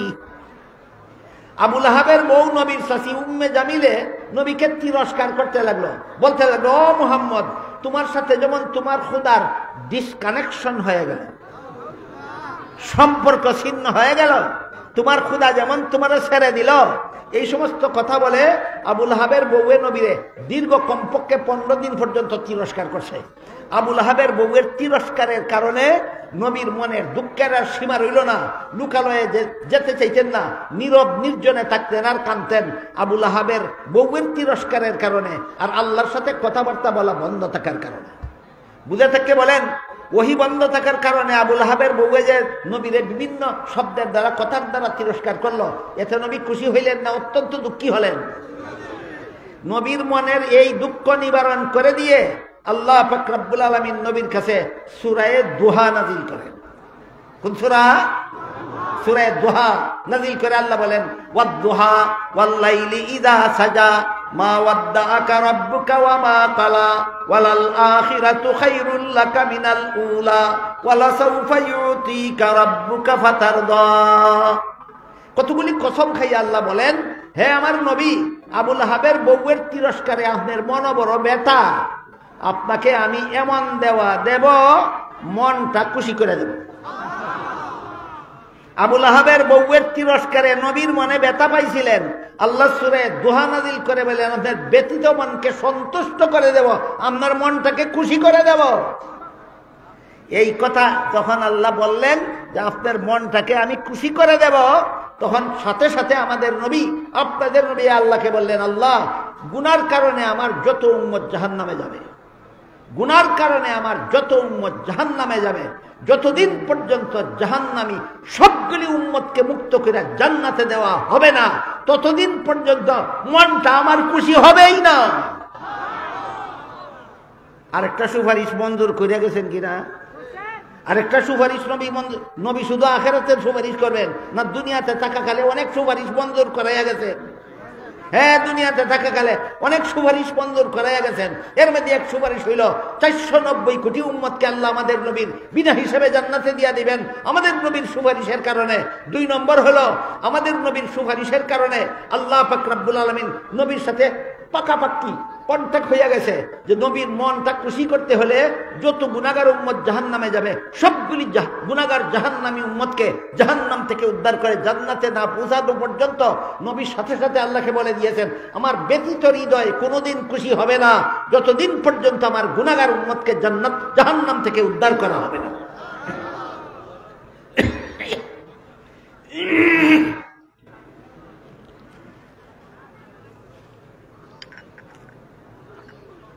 এই পর্যন্ত আপনারা কাউসার শব্দের একটা তাফসীর শোনাইবার চেষ্টা করলাম। কাউসার শব্দের 2 নম্বর তাফসীর, হাসরের মাঠের শাফাআত। এই মর্মে আল্লাহ বলেন, ইন্না আতাইনাকাল কাউসার, আপনাকে আমি অগণিত নিয়ামত দান করলাম, অসংখ্য অগণিত, যে নিয়ামত গুণে শেষ করা যায় না। এই অগণিত নিয়ামতগুলির মধ্যে একটা নিয়ামত হইল হাসরের মাঠের শাফাআত। এটা আমাদের নবীর আলাদা মর্যাদা, আর কোন নবীকে আল্লাহ এই মর্যাদা দিবেন না, দিবেন না। এই সুপারিশটা, এই শাফাআতটা কোন শাফাআত, এটার বিস্তারিত বিবরণ অনেক দীর্ঘ হাদিসের মধ্যে উল্লেখ আছে, আমি সংক্ষেপে আপনাদেরকে সারমর্মটা শুনাই। হাদিস শরীফে রাসূল করিম সাল্লাল্লাহু আলাইহি ওয়াসাল্লাম বলেন, হাসরের মাঠে মানুষগুলি যখন জীবনের সকল কাজের হিসাব দেওয়ার জন্য দাঁড়াবে, সবগুলি মানুষ উলঙ্গ অবস্থায় হাসরের মাঠে দাঁড়াবে। বলুন কি অবস্থায়? উলঙ্গ অবস্থায়। এক মুহূর্তের জন্য নিচের দিকে দৃষ্টি নেওয়ার সাহস পাবে না। কাজেই কে নারী আর কে পুরুষ, কে কাফর পরা আর কে উলঙ্গ, সেই চিন্তা করার সময় থাকবে না। হাদিস বুঝে থাকলে বলুন, হাসরের মাঠে দাঁড়ানো অবস্থাটা অত্যন্ত মামুলি না অস্বাভাবিক? অত্যন্ত ভয়ঙ্কর অবস্থা হবে। আরেক হাদিসে আল্লাহ রাসূল বলেন, উলঙ্গ অবস্থায় যে দাঁড়াবে তখন আকাশের সূর্যটা বিজ্ঞানীরা বলে পৃথিবীর থেকে 9,30,00,000 মাইল দূরে আছে। বলুন কত দূরে? 9,30,00,000 মাইল দূরের সূর্যের মধ্যে যে পরিমাণ তাপ আছে, আল্লাহ রাসূল বলেন এই তাপটারে আরো 70 গুণ বর্ধিত করে 9 কোটি মাইল দূরের সূর্যটা হাসরের মাঠে দাঁড়ানো মানুষের মাথার 9 ইঞ্চি উপরে রাখা হবে। এবার বলেন, হাসরের মাঠে দাঁড়ানো অবস্থাটা স্বাভাবিক না অস্বাভাবিক? অস্বাভাবিক।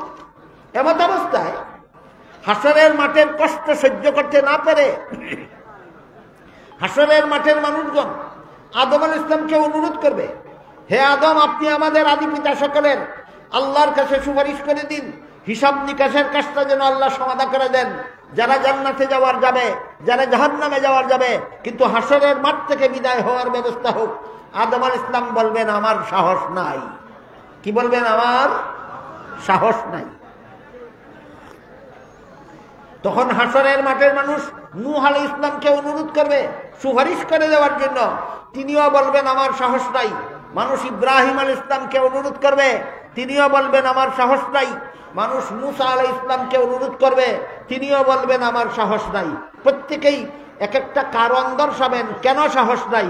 কারণগুলি বলতে গেলে এখানেই রাত শেষ হয়ে দেব, বাকি কথা বলা হবে না। এই জন্য আজকের মতো কারণগুলি আলোচনা মুলতবি থাকুক।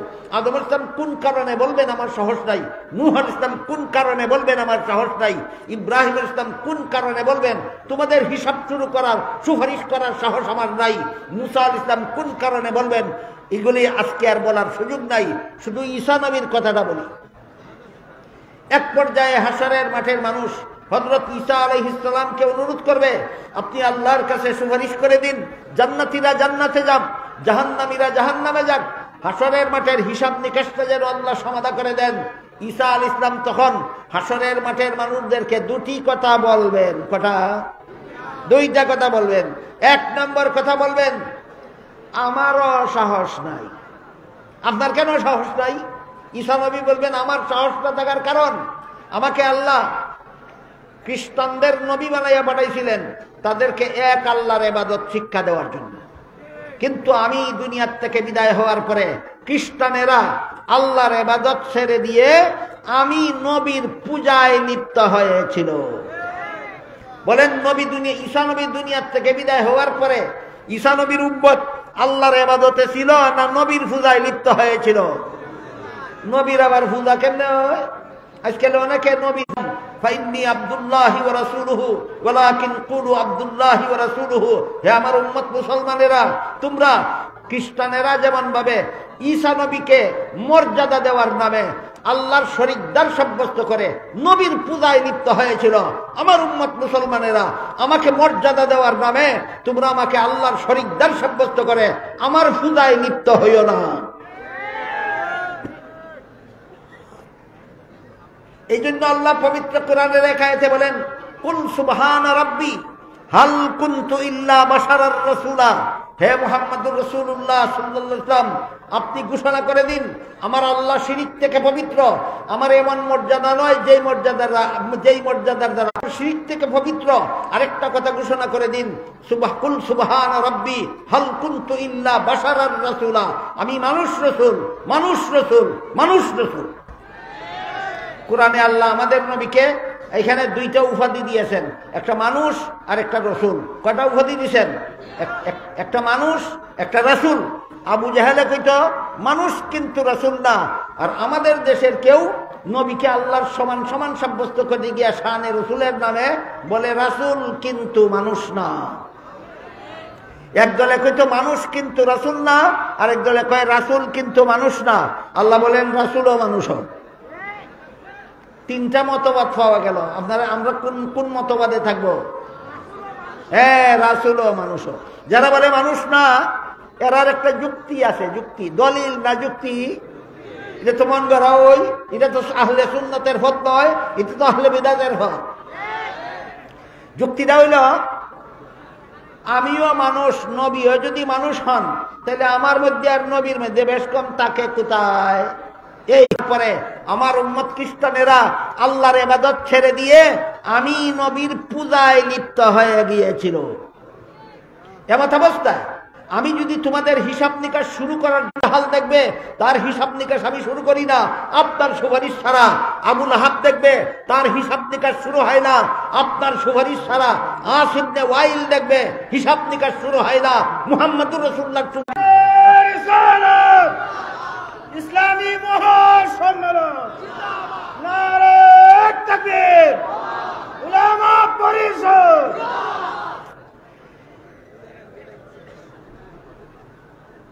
এই জন্য কাউসার শব্দের এক তাফসীর হইল উম্মতে মুসলিমা, আর এক তাফসীর হইল হাসরের মাঠে সমস্ত মানব জাতির হিসাব নিকাশ শুরু করার সুপারিশ। বলুন কোন কোন নবীর গুণ এত বিপুল পরিমাণ? উম্মত তাফসীর হলো হাউজে কাউসার। বলুন কাউসার শব্দের 3 নম্বর তাফসীর এইটাও শানে রসুল, আমাদের নবীর আলাদা মর্যাদা। হাউজে কাউসার সম্পর্কে কালকে তাড়াহুড়া করে কিছুটা বলেছি, আজকে একটু স্বস্তিরে বলি, নাকি অধৈর্য হয়ে যাবেন না ধৈর্যের সাথে শুনবেন? হাসরের মাঠে মানুষগুলি দাঁড়াবে, এমত অবস্থায় আমার উম্মতগণ যেন হাসরের মাঠে পিপাসু অবস্থায় দাঁড়িয়ে থাকতে না হয়, তাই আল্লাহ আমাকে একটা কুয়া দান করেছেন, একটা ঝরনা দান করেছেন। এইটার নাম হইল হাউজে কাউসার। রাসূল বলেন হাউজে কাউসারের পানি দুধের চেয়ে বেশি সাদা, হাউজে কাউসারের পানি মধুর চেয়ে বেশি মিষ্ট, হাউজে কাউসারের পানি মেশকে আম্বরের চেয়ে সুগন্ধ, হাউজে কাউসারের পানি রাসূল বলেন আমার উম্মতকে পান করাবার জন্য আল্লাহ যে পরিমাণ পিয়ালা মোতায়েন করেছেন সেই পরিমাণ তারকা আসমানে স্থাপন করেছেন। আসমানের তারকাগুলি যেভাবে কোনো মানুষ সারা জীবনে গুণে শেষ করতে পারবে না, ঠিক তেমনি ভাবে হাউজে কাউসারের পিয়ালাগুলিও কেউ জীবনে কোনোদিন গুণে শেষ করতে পারবে না। এমন বেশি অর্থ পাওয়া গেল কিনা যে বেশি গুণে শেষ করা যায় না। এই হলো কাউসার শব্দের বৈশিষ্ট্য। কাউসার এমন বেশিকে বলা হয় যে বেশি কোনোদিন গুণে শেষ করা যায় না। এমত অবস্থায় রাসূল বলেন সেই হাউজে কাউসার আল্লাহ আমাকে দান করেছেন হাসরের মাঠে আমার উম্মতকে পান করাবার জন্য। আর মান শারিবা লাম ইয়াজমা আবাদা, হাসরের মাঠে আমার সেই হাউজে কাউসারের এক বিন্দু পানি যেই উম্মত পান করবে অনন্তকাল পর্যন্ত তার পানির পিপাসা হবে না। এই হাউজে কাউসার আল্লাহ আমাকে দান করেছেন শুধু আমার উম্মতকে পান করাবার জন্য। আমার উম্মত যেন হাসরের মাঠে পিপাসু অবস্থায় দাঁড়িয়ে থাকতে না হয়। কাজেই আমার কোন উম্মত যদি আমার আগে হাউজে কাউসারের পাশে যায়, গিয়ে আমাকে না পেলে তো হতাশ হবে, নিরাশ হবে। এইভাবে আমার একটা উম্মত যেন আমাকে না পেয়ে হতাশ না হয়, নিরাশ না হয়, তাই রাসূল বলেন ইন্নী ফারাতুকুম আলাল হাউজ, তোমাদের সকলের আগে আমি যাব হাউজে কাউসারের পাশে। এই হাউজে কাউসার আমাদের নবীর আলাদা মর্যাদা। এটা কাউসার শব্দের আরেকটা তাফসীর। হাউজে কাউসার আমাদের নবীর আলাদা মর্যাদা। শানে আম্বিয়া না শানে রসুল? শানে রসুল, আলাদা মর্যাদা। রাসূল বলেন ইন্নী ফারাতুকুম আলাল হাউজি মাম্মাররা আলাইয়া শারিবা ওয়া মান শারিবা লাম, কারণে আমি আর এদেরকে হাউজে কাউসারের পানি পান করাতে পারবো না। তখন আমি আল্লাহর কাছে ফরিয়াদ করব, হে আল্লাহ, আমার পিপাসু উম্মতের পিপাসা নিবারণের জন্যই যদি আমাকে হাউজে কাউসার দান করলেন, আমার উম্মতের বিভিন্ন দলকে হাউজে কাউসারের পানি পান করাতে দিলেন না কেন? আড়াল সৃষ্টি করে দিলেন কেন? রাসূল বলেন আমার প্রশ্নের জবাবে আল্লাহ বলবেন ইন্নাকা লা তাদরি মা আহদাসু বাদাক। হে রাসূল করিম সাল্লাল্লাহু আলাইহি ওয়াসাল্লাম, আপনি জানেন না এরা আব্বার সুন্নত তরিকা মতো ধর্ম পালন করেনি, এরা মন গড়া ব্যাখ্যা মতো ধর্ম পালন করেছে। যারা নবীর সুন্নত মতো ধর্ম পালন করে এদের নাম আহলে সুন্নত। মনে আসেনি কথা? যারা ধর্ম পালন করে মন গড়া ব্যাখ্যা মতো এদের নাম আহলে বিদাত। মনে থাকুনি সারা জীবন? বলেন, যারা নবীর সুন্নত তরিকা মতো ধর্ম পালন করে এদের নাম আহলে সুন্নত। যারা মন গড়া যুক্তি দিয়া ধর্ম পালন করে এদের নাম আহলে বিদাত। আহলে বিদাত কত দল? আহলে সুন্নত কত দল? আহলে সুন্নত এক দল, আহলে বিদাত 72 দল। এখানে সুন্নত আর বিদাতের পার্থক্যটা একটু ক্লিয়ার হয়ে যাওয়া দরকার। গতকাল বলেছি নবীর সুন্নত কথার 3টা অর্থ আছে। নবীর সুন্নত কথার 1 নম্বর অর্থ নবীর হাদিস, নবীর সুন্নত কথার 2 নম্বর অর্থ নবীর আমল, নবীর সুন্নত কথার 3 নম্বর অর্থ নবীর তরিকা। নবীর হাদিস, নবীর আমল, নবীর তরিকা। নবীর সুন্নত কথার 3 নম্বর অর্থ যে নবীর তরিকা, এর বিপরীতটার নাম বেদাত। নবীর সুন্নত কথার 3 নম্বর অর্থ যে নবীর তরিকা, নবীর শিক্ষা দেওয়া পদ্ধতি, এর বিপরীতটার নাম বেদাত। উদাহরণ দিলে বলবেন 5 বেলার নামাজও নামাজ, জুম্মার নামাজও নামাজ, ঈদের নামাজও নামাজ, জানাজার নামাজও নামাজ। একই পদ্ধতি না? 4টার 60 পদ্ধতি। 4টার 60 পদ্ধতি। 5 বেলার নামাজের পদ্ধতি হলো পুরুষরা মসজিদে গিয়ে জমাতের সাথে পড়বে। মসজিদের জায়গা না হইলে ভিন্ন কথা, শরীয়ত সম্মত উজর থাকলে ভিন্ন কথা। স্বাভাবিক অবস্থায় মুসলমান পুরুষের জন্য মসজিদে গিয়ে জমাতে নামাজ পড়া নবীর তরিকা। নবীর তরিকা। এই জমাতে শরীক হওয়ার সুবিধার জন্য 5 বেলার নামাজের জমাতের জন্য আযান দেওয়া নবীর সুন্নত। 5 বেলার নামাজের জমাতের জন্য আযান দেওয়া নবীর সুন্নত। এরপরে এই 5 বেলার নামাজের জমাতের জন্য একামত সুন্নত। আযানও সুন্নত, একামত সুন্নত। আযান কটা সুন্নত? একটা। 5 বেলার জমাতের জন্য নবীর তরিকা মতো আযান কবার? একবার। এক এক বেলা এক একবার, 5 বেলায় 5 বার। এক এক বেলা আযান জমাতের জন্য একবার আযান দেওয়া সুন্নত। এবার বলুন, জুম্মার নামাজের জমাতের জন্য একবার আযান সুন্নত না 2 বার আযান সুন্নত? তাহলে 5 বেলার নামাজের পদ্ধতি আর জুম্মার নামাজের পদ্ধতিতে কোনো বেশ কম নাই। 5 বেলার নামাজের জমাতের আগে খুতবা পড়া সুন্নত নয়, জুম্মার নামাজের জমাত শুরু হওয়ার আগে খুতবা পড়া সুন্নত। তাইলে 5 বেলার নামাজে খুতবা নাই কেন? নবীর তরিকায় নাই। জুম্মার নামাজে খুতবা আছে কেন? নবীর তরিকায় আছে। এবার বলুন, জুম্মার খুতবা নামাজের পরে না আগে? আগে। ঈদের খুতবা নামাজের পরে। জুম্মারটা আগে কেন? এটাই নবীর তরিকা। ঈদেরটা পরে কেন? এটাই নবীর তরিকা। নবীর তরিকার বিরুদ্ধে যুক্তি দেওয়া, চাপাবাজি করা আহলে সুন্নতের কাজ নয়, আহলে বিদাতের কাজ।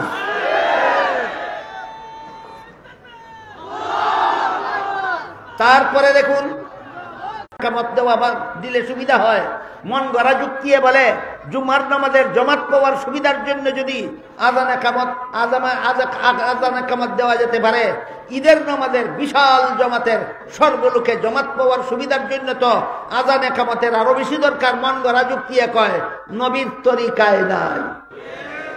এখন যদি কেউ বলে 5 বেলার নামাজের জমাতের জন্য আযান দিলাম, একামত দিলাম, ঈদের নামাজের জমাতের জন্য আযান দিলাম, একামত দিলাম, জানাজার জুম্মার নামাজের জমাতের জন্য আযান দিলাম, একামত দিলাম, ঈদের নামাজে আযান দিলাম, একামত দিলাম, দোষ কি?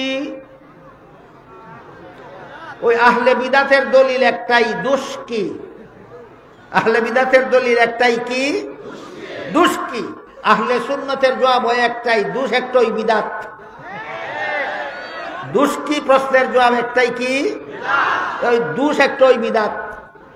এরপরে দেখুন, ঈদের নামাজে রুকু আছে, সেজদা আছে, ঈদের নামাজে কুরআন তেলাওয়াত আছে, জানাজার নামাজে আযান নাই, একামত নাই, রুকুও নাই, সেজদাও নাই, কোরআন তেলাওয়াত নাই।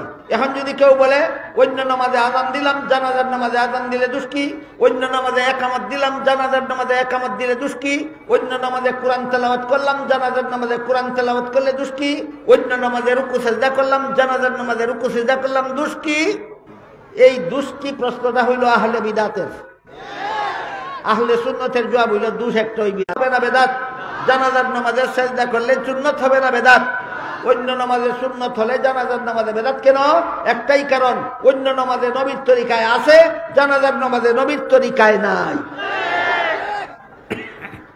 এইভাবে যারা বেদাত মন গড়া যুক্তি দিয়া ধর্ম পালন করে, হাদিস শরীফে আল্লাহ রাসূল বলেছেন এই রকম ধর্ম পালনের নাম ওই বেদাত।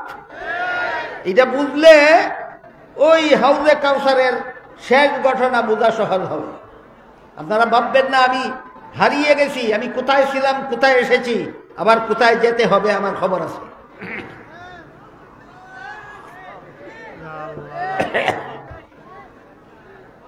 এর আগে আপনারা আমার জবাব দিতে হবে।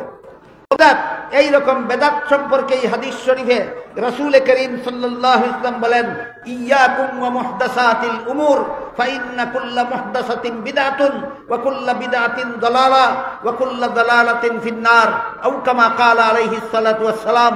অর্থাৎ হে আমার উম্মত মুসলমানেরা, ধর্মের কাজ মন গড়া যুক্তি দিয়া করো না। ধর্মের কাজ মন গড়া যুক্তি দিয়া করো না। ধর্মের কাজ নবীর সুন্নত তরিকা মতে করো, যেই সুন্নত তরিকা মতো সাহাবায়ে কেরামের জামাত আমল করেছিলেন। কাজেই কেউ যদি সুন্নতে রাসূল যারা বাদী, অর্থাৎ রাসূল বলেন ওই দিন আমার উম্মতের অনেকেই দলে দলে আমার কাছে হাউজে কাউসারের পারে যাবে, কিন্তু এদেরকে হাউজে কাউসারের পানি পান করাবার আগেই আল্লাহর পক্ষ থেকে তাদের মধ্যে আর আমার মধ্যে আড়াল সৃষ্টি করে দেওয়া হবে। আমি আল্লাহকে জিজ্ঞেস করবো, হে আল্লাহ, হাউজে কাউসার আমাকে দান করলেন আমার উম্মতের হাসরের মাঠে পিপাসা নিবারণ করার জন্য। এরাও তো আমার উম্মতের বিভিন্ন দল, এদেরকে হাউজে কাউসারের পানি পান করবার আগেই আপনি কেন আড়াল সৃষ্টি করে দিলেন? আমাকে কেন আমার উম্মতের বিভিন্ন দলকে হাউজে কাউসারের পানি পান করাতে দিলেন না? আল্লাহর পক্ষ থেকে এই হবে না। আরেক হাদিসে আল্লাহ রাসূল বলেন, যারা নবীর সুন্নত তরিকা বাদ দিয়া মন গড়া যুক্তি দিয়া ধর্ম পালন করে, একটা কাজ যদি ধর্মের মন গড়া যুক্তি মতে করে, যে সারা জীবন যত ফরজ বন্দেগী করবে, যত নফল বন্দেগী করবে, একটা বিদাতের কারণে তার জিন্দেগীর কোন বন্দেগী আল্লাহর কাছে কবুল হবে না। এই জন্য রাসূল বলেন, আল্লাহ যখন আমাকে বলবেন এরা বেদাতি, এরা সুন্নতি নয়, এরা আহলে সুন্নত নয়, এরা আহলে বিদআত, তখন আমি এদেরকে বলবো দূর হ, দূর হ। কাজেই আহলে সুন্নত হওয়া দরকার না আহলে বিদআত হওয়া দরকার? হ্যাঁ, বেদাত কারে কয়? বেদাত কয় যে নবীর সুন্নত কথার 3 নম্বর তো নবীর তরিকা, নবীর শিক্ষা দেওয়া পদ্ধতি। প্রত্যেকটা ইবাদত বন্দেগীতে নবীর শিক্ষা দেওয়া পদ্ধতি আছে, এই পদ্ধতিতে বর্জন করে এর বিপরীতে যারা মন গড়া যুক্তি দিয়া ধর্ম পালন করে, এরাই বেদাতি।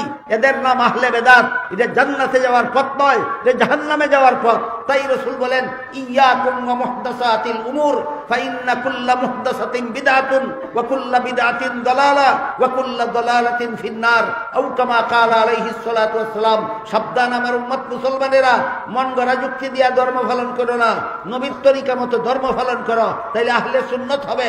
মন গড়া যুক্তি দিয়া ধর্ম পালন করলে আহলে বিদআত হবে। আহলে বিদআত হলে জান্নাতের পথ হারাবে, জান্নাতের পথ হারালে জাহান্নামে পর্যন্ত। কাউসার শব্দের কটা তফসির শুনাইলাম? 3টা তফসির। 1 নম্বর, অসংখ্য অগণিত রুহানি আওলাদ মুসলমান উম্মত। 2 নম্বর, হাসরের মাঠের শাফাআত। 3 নম্বর, হাসরের মাঠে কোন শাফাআত? যে শাফাআতের দ্বারা সমস্ত জগৎবাসীর হিসাব নিকাশ আল্লাহ শুরু করবে। নবীর যে শাফাআতের দ্বারা হাসরের মাঠের সমস্ত মানুষের মুমিন বেদিন নির্বিশেষে সবে মাহশার। একটা উপাধি হইল খাতামুন নবিয়্যিন, একটা উপাধি হইল ইমামুল মুরসালিন, একটা উপাধি হইল শাফিয়ে মাহশার, ও একটা উপাধি কি? শাফিয়ে মাহশার, এই হলো শাফিয়ে মাহশার কথার মর্ম। হাসরের মাঠে কোনোদিন কাফিরের হিসাব আল্লাহ আমাদের নবীর সুপারিশ ছাড়া শুরু করবেন না। নমরুদের হিসাব আমাদের নবীর সুপারিশ ছাড়া শুরু করবেন না। ফেরাউনের হিসাব আমাদের নবীর সুপারিশ ছাড়া শুরু করবেন না। আবু জাহালের হিসাব আমাদের নবীর সুপারিশ ছাড়া শুরু করবেন না। আবু লাহাবের হিসাব আমাদের নবীর সুপারিশ ছাড়া শুনবে যে মুহাম্মদ রাসূলুল্লাহ আটকুরা না তারা নিজেরাই আটকুরা। আবু জাহাল নবীকে আবু জাহাল তার দলবল নিয়ে নবীকে আটকুরা বলেছিল। আবু লাহাব তার দলবল নিয়ে নবীকে আটকুরা বলেছিল। ওয়াস ইবনে ওয়াইল নিজেদের দলবল নিয়ে নবীকে আটকুরা বলেছিল। আল্লাহ জবাবে বলেন, এত সব বিবরণের পরে বলেন, ইন্না শানিআকা হুয়াল আবতার। এরা আপনাকে আটকুরা বলার পক্ষে যে যুক্তি দিয়েছে সেটা হলো আপনার সুনাম রক্ষার কেউ নাই। আপনার রুহানি উম্মত হাসরের মাঠে পর্যন্ত আপনার সুনাম রক্ষা করবে। আর যারা আপনাকে বলে সুনাম রক্ষা করার কেউ নাই, এদের দুনিয়াতে আখেরাতে এদের সন্তান থাকা সত্ত্বেও এদের সুনাম রক্ষা করার মতো কেউ নাই। সুতরাং সুনাম রক্ষার কেউ না থাকলে যদি আটকুরা হয়, তাহলে আবু জাহাল আবু লাহাবের দল সন্তানের বাবা হওয়া সত্ত্বেও আবু জাহাল নিজেই আটকুরা, আবু লাহাব নিজেই আটকুরা।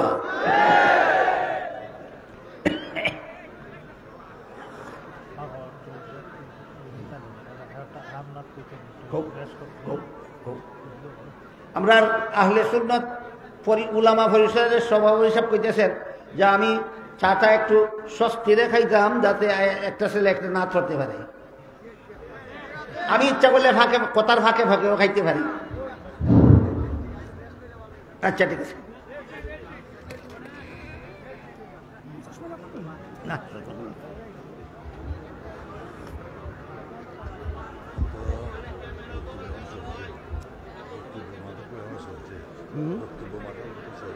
অতটা কেরা দিয়ে গেল মাইক, এর লাগি বড় বক্তা দাওয়াত করার নাই।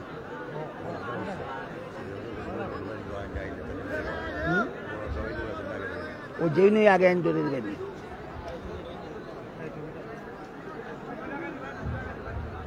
আলহামদুলিল্লাহ, আমরা এতক্ষণ তরজমান আহলে সুন্নাত ওয়াল জামাত শাইখুল হাদিস আল্লামা নূরুল ইসলাম ওলিপুরি হাফিজাহুল্লাহ হযরতের কাছ থেকে আমরা চমৎকার আলোচনা শুনছিলাম। আল্লাহ তাআলা যেন হযরতকে সুস্থতার সাথে নেক হায়াত দান করবেন, আমিন। ইনশাআল্লাহ হযরতের বয়ান শেষ পর্যায়ে চলে এসেছে। মামুনুল হক হাফিজাহুল্লাহ হযরত আসতেছেন কিছুক্ষণের মধ্যে ইনশাআল্লাহ পৌঁছে যাবেন। আমির আঞ্জুমান হেফাজতে ইসলাম শাইখুল হাদিস আল্লামা মুফতি রশিদুর রহমান ফারুক বরনবী হযরত কিছুক্ষণের মধ্যে ইনশাআল্লাহ পৌঁছে যাবেন। মেহেরবানি করে আমরা ধৈর্য ধরি। আমি আপনাদের সামনে রাসূল করিম সাল্লাল্লাহু আলাইহি ওয়াসাল্লামের নসবনামা আমি শোনাবো আপনাদের। শুকরিয়া আল্লাহ সুবহান মহিয়ান গরিয়ান সর্বশক্তিমান সে রব্বে কারীমের জন্য, যিনি অত্যন্ত দয়া করে মায়া করে আজকের এই মহতি মাহফিলে হাজিরা দেওয়ার তৌফিক দান করেছেন। শাস্তাগঞ্জ উপজেলা কর্তৃক আহলে সুন্নাত ওয়াল জামাতের উদ্যোগে আয়োজিত আজকের এই মাহফিলে হাজিরা দেওয়ার তৌফিক দান করেছেন। সেজন্য রব্বে কারীমের শুকরিয়া আদায় করে বিন কাসেমের উত্তর শুনি, খালিদ বিন ওয়ালিদের উত্তর শুনি, খাজা মুঈনুদ্দিন চিশতির উত্তর শুনি, শাহজালাল মুজাদ্দিদ ইয়ামানের উত্তর শুনি, লুৎফুর রহমান শাইখ বরনবীর উত্তর শুনি, মুফতি মুজাফফরউদ্দিন করিমপুর উত্তর শুনি। আল্লাহর ওলিদের এই জমিনে সর্বোচ্চ আওয়াজ দিয়ে বলতে হবে আল্লাহু আকবার। আরো জোরে বলতে হবে আল্লাহু আকবার। এদেশের মুসলমান গঙ্গার জলে ভেসে আসেনি। এদেশের মুসলমানদের পেছনে ইমানি মেহনত করেছেন শাহজালাল মুজাদ্দিদ ইয়ামানি, ঠিক কিনা বলেন? এদেশের মুসলমানদের পেছনে ইমানি মেহনত করেছেন শাহপরান রহমাতুল্লাহি আলাইহি, ঠিক কিনা বলেন? এদেশের মুসলমানদের পেছনে ইমানি মেহনত করেছেন শাইখে বরনবী, শাইখে বরনবী, শাইখে গুনুই। তারপরে দেশের মুসলমানদের পেছনে ইমানি মেহনত করেছেন শাইখে কাফিয়া, শাইখে রেন্দা। এদেশের উলামায়ে কেরাম মেহনত করেছেন, আল্লামা আহমদ শফি মেহনত করেছেন, জুনায়েদ বাবুনগরী মেহনত করেছেন, তাফাজ্জুল হক হবিগঞ্জি মেহনত করেছেন, কওমি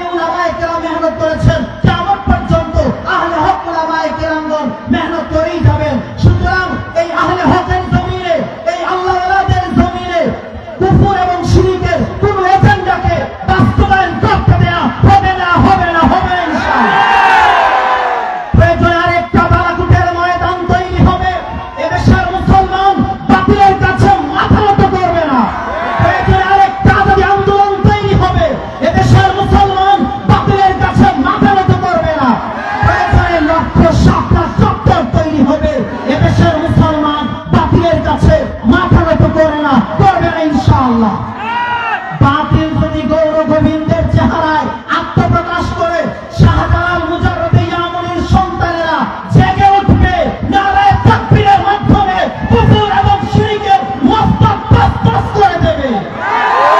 সুতরাং মুসলমান সজাগ থাকতে হবে। যেখানেই কোরআনের বিরোধিতা হবে সেখানেই দুর্বার আন্দোলন করে তুলতে হবে। যেখানেই কওমি মাদ্রাসার বিরোধিতা হবে সেখানেই দুর্বার আন্দোলন করে তোলা হবে। যেখানেই কোরআনের তাফসীর মাহফিলের বিরোধিতা হবে সেখানেই দুর্বার আন্দোলন করে তুলতে হবে। ঠিক কিনা বলেন? কোরআন সুন্নাহ ব্যতীত সঠিক কোনো মত থাকতে পারে না। কোরআন সুন্নাহ ব্যতীত সঠিক কোনো পথ থাকতে পারে না। কোরআন সুন্নাহ ব্যতীত সঠিক কোনো মতবাদ মতাদর্শ থাকতে পারে না, চলতে পারে না, চলতে দেয়া হবে না। ঠিক কিনা বলেন? পৃথিবীতে যত নামি দামি মানুষ এসেছে কারো বংশীয় ধারাবাহিকতা আদম পর্যন্ত বলতে পারে না। আমাদের নবী মুহাম্মদুর রাসূলুল্লাহ সাল্লাল্লাহু আলাইহি ওয়াসাল্লামের রাসূল নামে আপনাদের হযরত আদম के बेटे शीश के बेटे यानस के बेटे केनान के बेटे मेलाई के बेटे ब्यारब के बेटे इद्रीस के बेटे मुतफशी के बेटे लमकने के बेटे नूह के बेटे साम नाहुर के बेटे सारुल के बेटे तारिक के बेटे इब्राहिम खलीलुल्लाह के बेटे इसमें ज़बीहुल्लाह के बेटे केदार के बेटे हवाम के बेटे हमल के बेटे साबित के बेटे सलामान के बेटे ईसा के बेटे अलियसा के बेटे ऊद के बेटे अब्बाबा के बेटे अदनान के बेटे मुईन के बेटे नजर के बेटे मुजर के बेटे इलियास के बेटे मुद्रिका के बेटे खुजैमा के बेटे केनाना के बेटे नजर के बेटे मालिक के बेटे फहर के बेटे गालिब के बेटे लुई के बेटे कआब के बेटे मुर्रा के बेटे किलाब के बेटे कुसै के बेटे अब्द मन्नाफ। নবীর ইজ্জত হেফাজতের জন্য যদি লক্ষ ভাই শহীদ হতে হয় বাংলার জমিনে নবীর ইজ্জত হেফাজতের জন্য আমরা শাহাদাতের বরণ করতে রাজি আছি ইনশাআল্লাহ। শাহাদাতের সমুদ্র পাড়ি দিয়ে হলে লক্ষ ভাই যদি শহীদ হতে হয় বাংলার জমিনে রাসূলুল্লাহর ইজ্জতকে ধরে রাখার চেষ্টা করব। যেখানে রাসূলের বিরুদ্ধে কথা বলে সেখানে কওমি উলামায়ে কেরাম দুর্বার আন্দোলন করে তুলবে। ঠিক কিনা বলেন?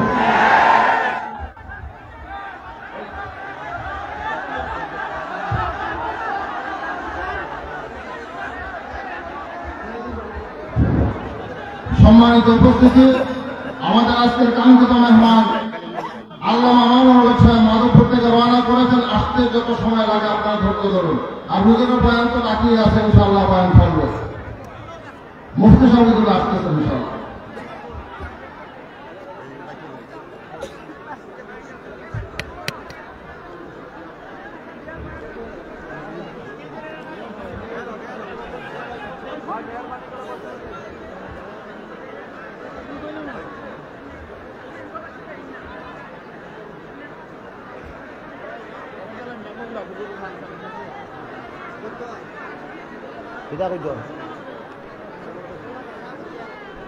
তারা নাই দাও উন্মতি কাটা এনে আসবে।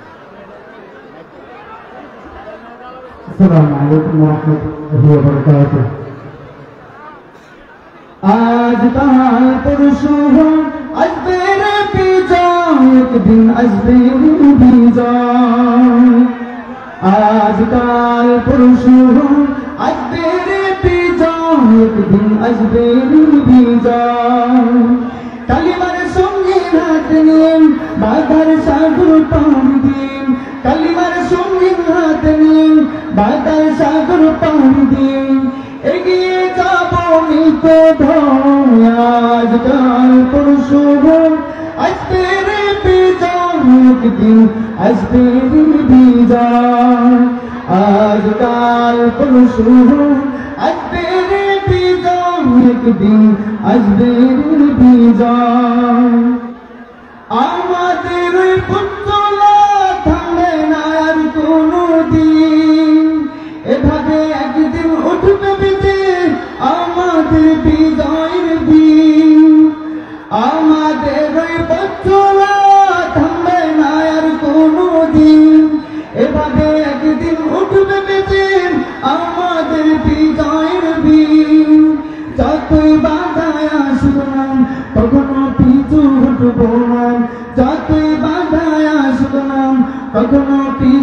উঠব না আমরা মুজাহিদ উঠত ভাই আজ কাল পরশু আসবে রে বিজয় একদিন আসবে রে বিজয়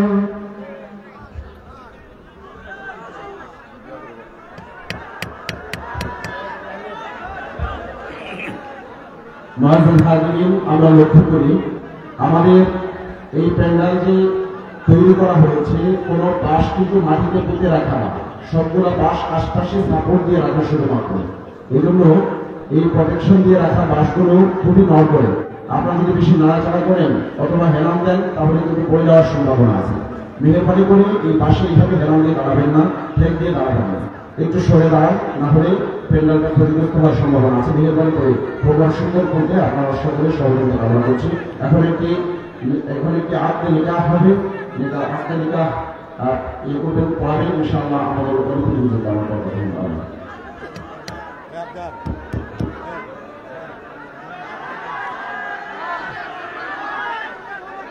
মুহতারাম হাজিরিন,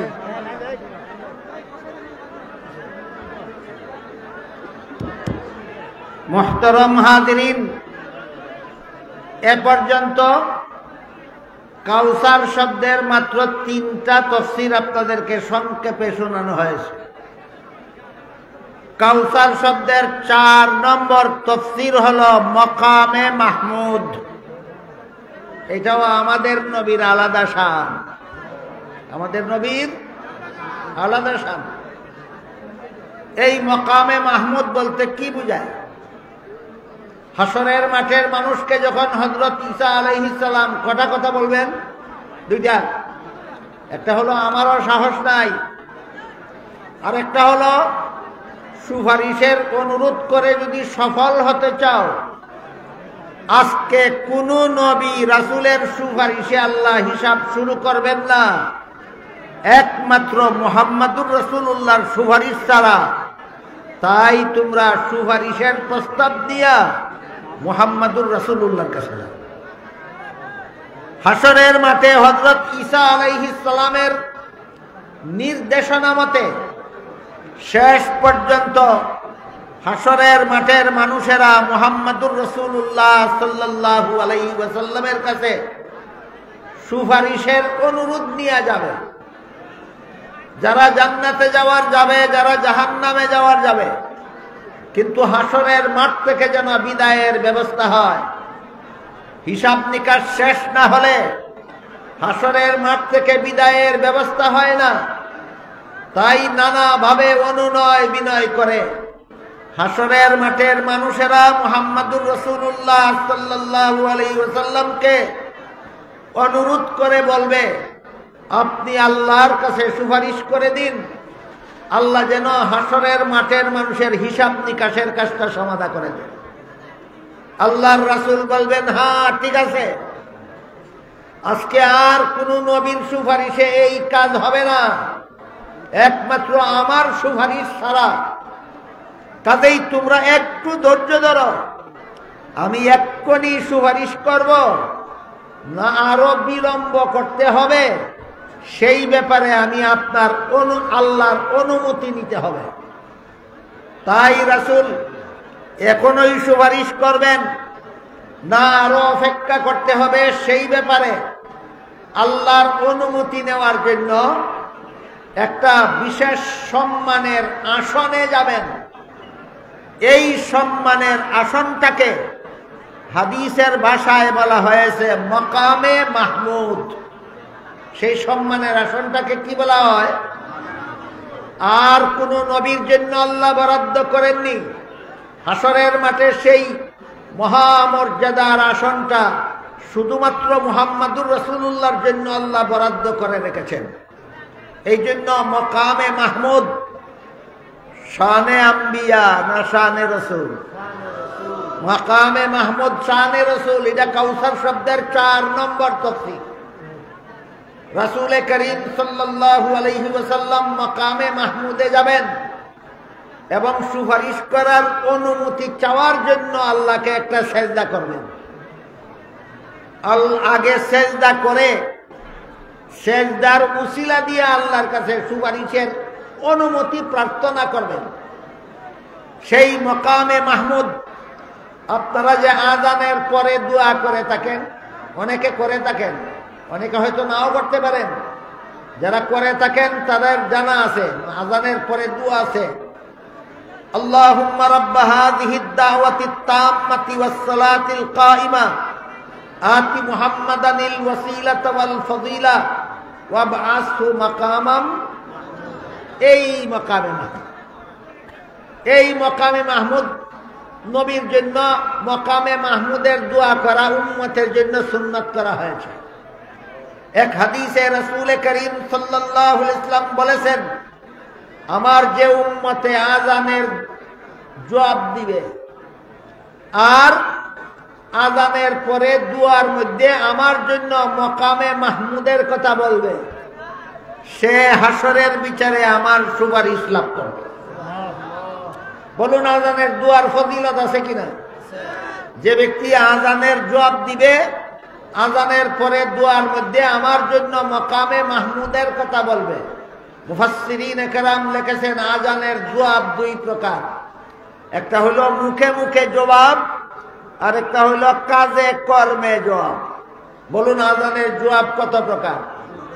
মুখে মুখে জবাব, কাজে কর্মে জবাব।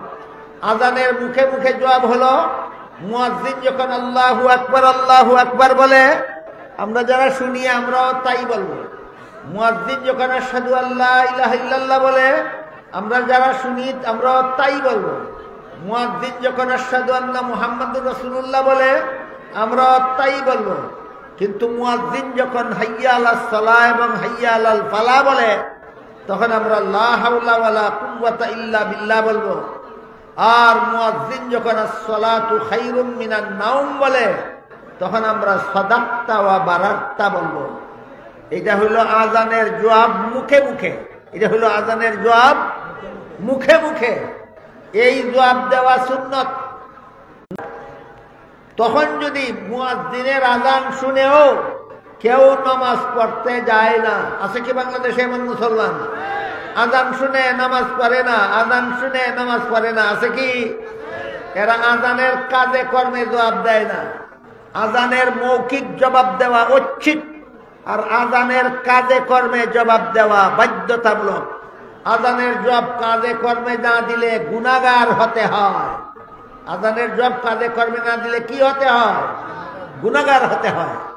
আল্লামা মুফতি শফি রহমতুল্লাহি আলাইহি তাফসীরে মাআরিফুল কোরআনে লেখেন, নামাজে আসো, সাফল্যের পথে আসো।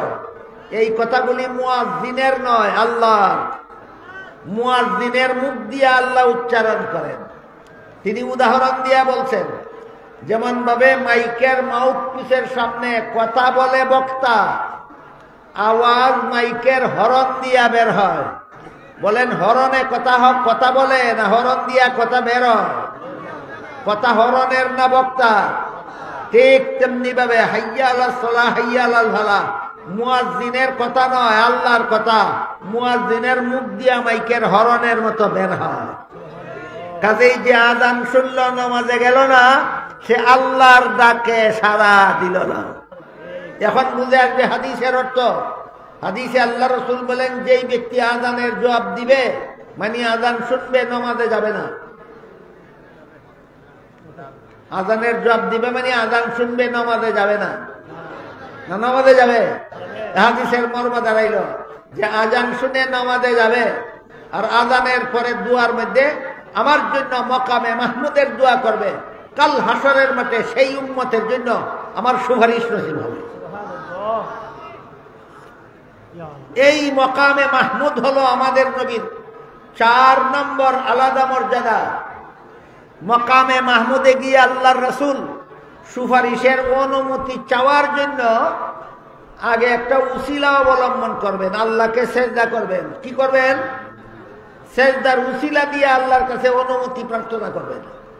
সেই মকামে মাহমুদে গিয়ে আল্লাহর রাসূল সেজদায় গিয়া আল্লাহর এত প্রশংসা করবেন, এত প্রশংসা করবেন, এত গম্ভীর ভাষায় আল্লাহর প্রশংসা করবেন। সারা মখলুকাতের সারা জিন্দেগির বন্দেগি যদি এক পাল্লায় তোলা হয়, আর নবীর সেই দিনের একটি সেজদা যদি এক পাল্লায় তোলা হয়, সমস্ত মখলুকাতের সারা জিন্দেগির বন্দেগির পাল্লা হালকা হয়ে নবীর সেই দিনের একটি সেজদার পাল্লা ভারী হয়ে যাবে। চিন্তা করে দেখতে পারেন একটি সেজদার মধ্যে নবী আল্লাহর কি পরিমাণ প্রশংসা করবেন। এই জন্য উনার নাম আল্লাহর পক্ষ থেকে রাখা হয়েছে মুহাম্মদ। উনার নাম রাখা হয়েছে মুহাম্মদ। জমিনে ইনি মুহাম্মদ নামে বেশি পরিচিত, আকাশ জগতে তিনি আহমদ নামে বেশি পরিচিত। আহমদ শব্দের অর্থ হলো অত্যন্ত প্রশংসাকারী, আর মুহাম্মদ শব্দের অর্থ হলো অত্যন্ত প্রশংসিত। আমাদের নবীর প্রশংসা সৃষ্টির শ্রেষ্ঠ, এই জন্য মুহাম্মদ নাম করা হয়েছে। আর আমাদের নবী আল্লাহর যে পরিমাণ প্রশংসা করবেন মকামে মাহমুদে গিয়া, এই পরিমাণ প্রশংসা সমস্ত জগৎবাসী সম্মিলিতভাবে দুনিয়ার জমিনে তিনি মুহাম্মদ নামে বেশি প্রসিদ্ধ কেন? দুনিয়াতে আমাদের নবী যত প্রশংসা, উম্মতের মাধ্যমে আমাদের নবীর যত প্রশংসা আলোচিত হবে, সমস্ত জগৎবাসীরও এই পরিমাণ প্রশংসা আলোচিত হবে না। তাই রাসূল করিম সাল্লাল্লাহু আলাইহি ওয়াসাল্লাম মকামে মাহমুদে গিয়ে যখন আল্লাহর এই রকম প্রশংসা শুরু করবেন, তখন আল্লাহ পাক রব্বুল আলামিন বলবেন, ইয়া মুহাম্মদ ইরফা রাসাকা সাল তুতা ওয়াশফা তুশাফা। হে মুহাম্মদ সাল্লাল্লাহু আলাইহি ওয়াসাল্লাম, আপনি কেন এত কান্নাকাটি করতেছেন? কেন আপনি এত আহাজারি করতেছেন? কেন আপনি এত অনুনয় বিনয় করতেছেন? কেন আপনি এত কাকুতি মিনতি করতেছেন? মাথা মুবারক উঠান, বলুন কি বলতে চান, আমি আপনার মতো। আরেক দল মানুষ পা উপর দিকে থাকবে, মাথা নিচের দিকে দিয়ে চেহারার উপর দাঁড়াবে। সাহাবায়ে কেরাম জিজ্ঞেস করেন, ওগো আল্লাহ রসুল, যারা চেহারার উপর দাঁড়াবে তারা চেহারা দিয়ে হাঁটবে কিভাবে? রাসূল বলেন, যে আল্লাহ দুনিয়াতে মানুষকে পায়ের দ্বারা হাঁটাতে পারেন, সেই আল্লাহ হাসরের মাঠে একদল মানুষকে চেহারার দ্বারা হাঁটাতে পারেন। বুঝে থাকে বলুন, হাসরের মাঠে কত দল মানুষ কতভাবে দাঁড়াবে? 3 দল মানুষ 3 ভাবে দাঁড়াবে। পা উপর দিকে দিয়ে চেহারার উপর দাঁড়াবে যারা, এরা হলো বেঈমান কাফির। এরা হলো বেঈমান। আজকের থেকে মনে রাখবেন, হাসরের মাঠে বেঈমান কাফিরেরা পা উপর দিকে দিয়ে চেহারার উপরে দাঁড়াবে। আর ওলিয়া বলা হয়। এবার বলেন, হাসরের মাঠে ওলিয়া উলিয়াগণ দাঁড়াবেন কিভাবে? বাহনের পিঠে আরোহিত অবস্থায়। সাধারণ মুসলমান দাঁড়াবে কিভাবে? দুনিয়ার স্বাভাবিক অবস্থায়। বেঈমান কাফিরেরা দাঁড়াবে কিভাবে? পা উপর দিকে দিয়ে মাথা নিচের দিকে দিয়ে চেহারার উপর দাঁড়াবে। এই 3 অবস্থায় দাঁড়াবে হাসরের মাঠের মানুষ। সবচেয়ে বেশি কষ্ট হবে তাদের যারা চেহারার উপরে দাঁড়াবে। তারপরে দ্বিতীয় পর্যায়ে কষ্ট হবে যারা পায়ের উপরে দাঁড়াবে। আর যারা বাহনের পিঠে আরোহিত অবস্থায় দাঁড়াবে, এদের কোনো কষ্টই হবে না। এদের একটা কাহিনী বলি, শুনুন। এরা দেখবে হাসরের মাঠে 2 রাকাত নামাজ পড়তে যতক্ষণ লাগে, ততক্ষণ দাঁড়াবার পরেই হিসাব নিকাশ শেষ। বাহনের পিঠে আরোহিত অবস্থায় যারা হাসরের মাঠে অবস্থান করবে, এরা দেখবে 2 রাকাত নামাজ পড়তে যতক্ষণ লাগে। আমি গরিব টাইম মিলে দেখছি 2 রাকাত নামাজ পড়তে 2 মিনিট লাগে। সংক্ষিপ্ত কেরাতে স্বাভাবিকভাবে পড়লে 2 রাকাত নামাজ পড়তে 2 মিনিট লাগে। আমরা গরিব হিসাবে বলতে পারি, ওই বিশেষ বান্দাদের হাসরের মাঠে 2 মিনিট দাঁড়াতে হবে, দেখবে হিসাব নিকাশের কাজ শেষ। তখন এরা আল্লাহকে জিজ্ঞাসা করবে, হে আল্লাহ, আপনার কুরআনে ঘোষণা দিয়েছিলেন হাসরের মাঠে 50,000 বছর দাঁড়াতে হবে, আমরা মাত্র 2 মিনিট দাঁড়ালাম, হাসরের মাঠের হিসাব নিকাশ শেষ হয়ে গেল কিভাবে? আল্লাহ বলবেন, 50,000 বছর পার হয়ে গেছে, আমি আল্লাহ কুদরতি ব্যবস্থায় তোমাদেরকে টের পাইতে দেইনি। আল্লাহর কুদরতি ব্যবস্থায় 50,000 বছরের সময় কাল কোন দিক দিয়ে গেল তারা টেরই পাবে না। তারা টেরেই পাবে না। কাজেই এদের কথা বাদ দিলে বাকি 2 দলের সাধারণ মুমিনদের কিছু না কিছু কষ্ট হবেই, আর বেদিন কাফিরদের কষ্টের কোনো শেষ নাই। এই জন্য মুহাম্মদুর রাসূলুল্লাহ সাল্লাল্লাহু আলাইহি ওয়াসাল্লাম মকামে মাহমুদ থেকে আল্লাহর অনুমতি নিয়ে যখন সুপারিশ করবেন, হে আল্লাহ, হাসরের মাঠে বহু মানুষ বহু কষ্টে আছে, বিপদে আছে, আর যারা খাস বান্দা কোনো কষ্টে নাই, বিপদে নাই, তারাও হিসাব নিকাশ শেষ না হওয়া পর্যন্ত জান্নাতে প্রবেশ করতে পারতেছে না। কাজে আপনি মেহেরবানি করে সারা দুনিয়ার সমস্ত মানুষের হিসাব নিকাশের কাজটা সমাধা করে দিন। আল্লাহর রসুলের সুপারিশের সাথে সাথে আল্লাহ পাক রব্বুল আলামিন এই সূর্য উদয়ের পর থেকে দুপুর পর্যন্ত যতটুকু সময় হয়, ঘড়ির হিসাবে প্রায় 6 ঘন্টা হয়। সূর্য উদয়ের পর থেকে দুপুর পর্যন্ত ঘড়ির হিসাবে কতক্ষণ হয়? 6 ঘন্টা হয়। হাদিসের ভাষায় বলা হয়েছে ফি নিসফিন নাহার। এই 6 ঘন্টা সময়ের ভিতরে আল্লাহ মুহাম্মদুর রাসূলুল্লাহর সুপারিশের কারণে হাসরের মাঠের সমস্ত মানুষের হিসাব নিকাশ শেষ করে দেবেন। এই সারা দুনিয়ার সর্বযুগের লক্ষ লক্ষ কোটি কোটি কোটি কোটি মানুষের হিসাব এত অল্প সময়ে আল্লাহ কিভাবে শেষ করবেন? এই প্রশ্নের জবাব বড় আশ্চর্যজনক। আমি বিস্তারিত বলে শেষ করতে পারবো না, শুধু একটি উদাহরণ দিচ্ছি। এক হাদিসে রাসূল করিম সাল্লাল্লাহু আলাইহি ওয়াসাল্লাম বলেন, হাসরের মাঠে একদল মানুষের হিসাব হবে সহজ, আর একদল মানুষের হিসাব হবে কঠিন। সাহাবায়ে কেরাম জিজ্ঞেস করলেন, ওগো আল্লাহর রাসূল, হাসরের মাঠের সহজ হিসাব কোনটা আর কঠিন হিসাব কোনটা? রাসূল বলেন, হাসরের মাঠে যাদের গুনার তালিকা প্রকাশ করে আল্লাহ বলবেন, এসব গুনাহ তোমরা কেন করেছিলে বলো, এদের জাহান্নামে যাওয়া ছাড়া রক্ষা নাই। এই হিসাবটার নাম কঠিন হিসাব। আর সহজ হিসাব হলো, আল্লাহ একদল মুমিন বান্দাদের নেক আমল ছিল অনেক বেশি, ফাঁকে ফুঁকে একটা দুইটা গুনাহও ছিল। এই ধরনের মুমিন বান্দাদের ব্যাপারে আল্লাহ কোরআনে বলেন, ইন্নাল হাসানাতি ইউযহিবনাস সাইয়্যাত।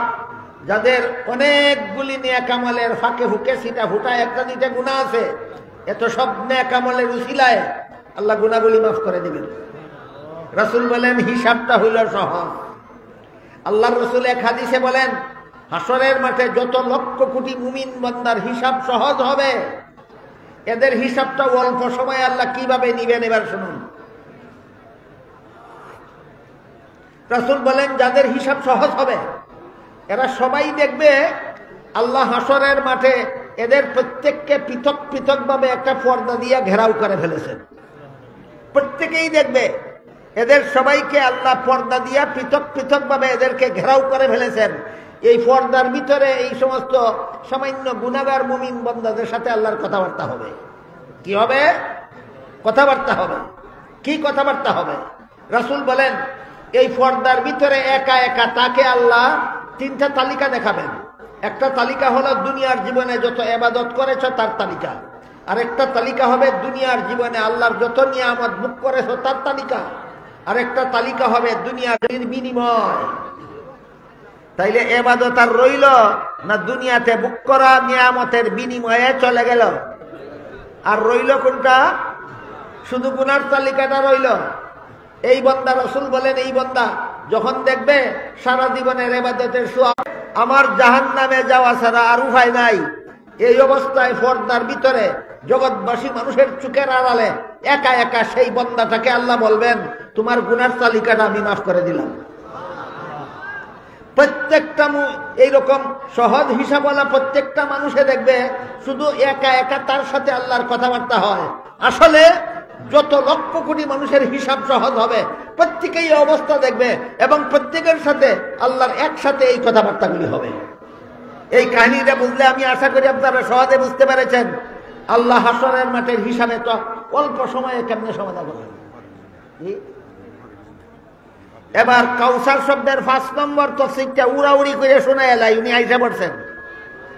আল্লামা মামুনুল হক সাহেব আপনাদের কাছাকাছি চলে এসেছেন, তিনি মঞ্চে পৌঁছার আগে আগে কাউসার শব্দের 5 নম্বর তফসিরটা শোনা এলাই।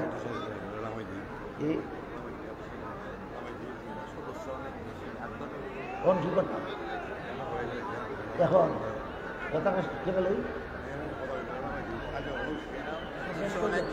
আগে দেওয়া 5 নম্বর তফসিরটা শোনার আগে এখানে একটা আপনাদের সকলের উপস্থিতিতে সকলের নেক দুয়ার কমিটি বলতেছে যে বিয়ার একজনা 1-2 মিনিটে শেষ করে ভাস্তম্য তফসিটা বলার জন্য, কি বলেন আপনারা? আচ্ছা ঠিক আছে। খেজুর আসেনি? খেজুর মিঠাই আসেনি? ঠিক আছে, মিঠাই দাম লাগবে।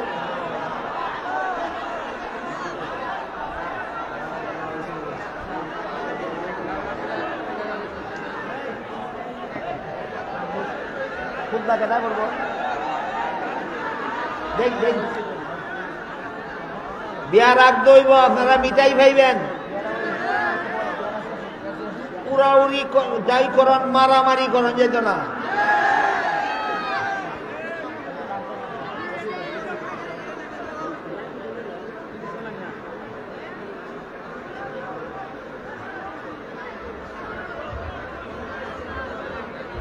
আপনার দরকার আছে। الحمد لله جل مجده عز ثناؤه وتعالى صفاته تواترت علائه توافرت نعماؤه تظاهرت أقواله. الحمد لله الملك العظيم الجليل المنزه عن النظير العديل المنعم بقبول القليل المكرم بعتاب الجزيل نصب للعقل على وجود أعظم دليل وهدى إلى جوده سبيل. الذي علم الإنسان ما لم يعلم وكرمه بالعلم والحكم. الذي سبحانه وتعالى فضل بني آدم بالعلم والعمل على جميع العالم. الذي خلق الشمس والقمر والنجوم والأشجار والأفلاك طبقة طبقة. الذي خلق بعض أرض النبات خلق 7 سماوات طباقا خلق السماوات العلى. وهو الموحد المنفرد في صمدانيته بحفظ كبريائه. لا ضد له ولا ند له، لا مثل له ولا مثال له، لا في ملكه ولا في ملكوته، لا في جبره ولا في جبروته، ولا شريك في كل صفاته. ونشهد أن سيدنا وسندنا وحبيبنا وحبيب ربنا وطبيبنا وطبيب قلوبنا وإمامنا وشيخنا وحضورنا وأستاذنا ونبينا ورسولنا وشفيعنا مولانا محمدا عبده ورسوله. أما بعد فأعوذ بالله من الشيطان الرجيم. بسم الله الرحمن الرحيم. يا أيها الذين آمنوا اتقوا الله حق تقاته ولا تموتن إلا وأنتم مسلمون. يا أيها الناس اتقوا ربكم الذي خلقكم من نفس واحدة وخلق منها زوجها وبث منهما رجالا كثيرا ونساء. واتقوا الله الذي تساءلون به والأرحام إن الله كان عليكم رقيبا. يا أيها الذين آمنوا اتقوا الله وقولوا قولا سديدا يصلح لكم أعمالكم ويغفر لكم ذنوبكم ومن يطع الله ورسوله فقد فاز فوزا عظيما.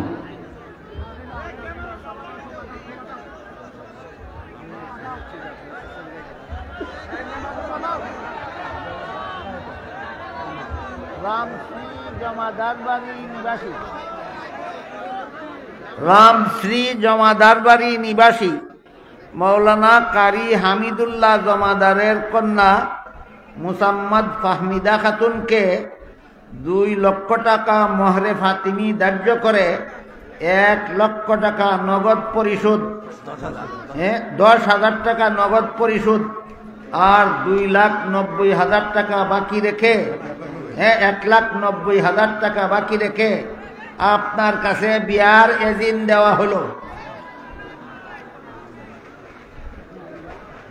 বারাকাল্লাহু লাকুমা ওয়া বারাকাল্লাহু আলাইকুমা ওয়া জামা বাইনাকুমা ফি খাইর। এই দোয়া হইল আগদের সুন্নাত, না বললে মিটাই নাই। বারাকাল্লাহু লাকুমা ওয়া বারাকাল্লাহু আলাইকুমা ওয়া জামা বাইনাকুমা ফি খাইর।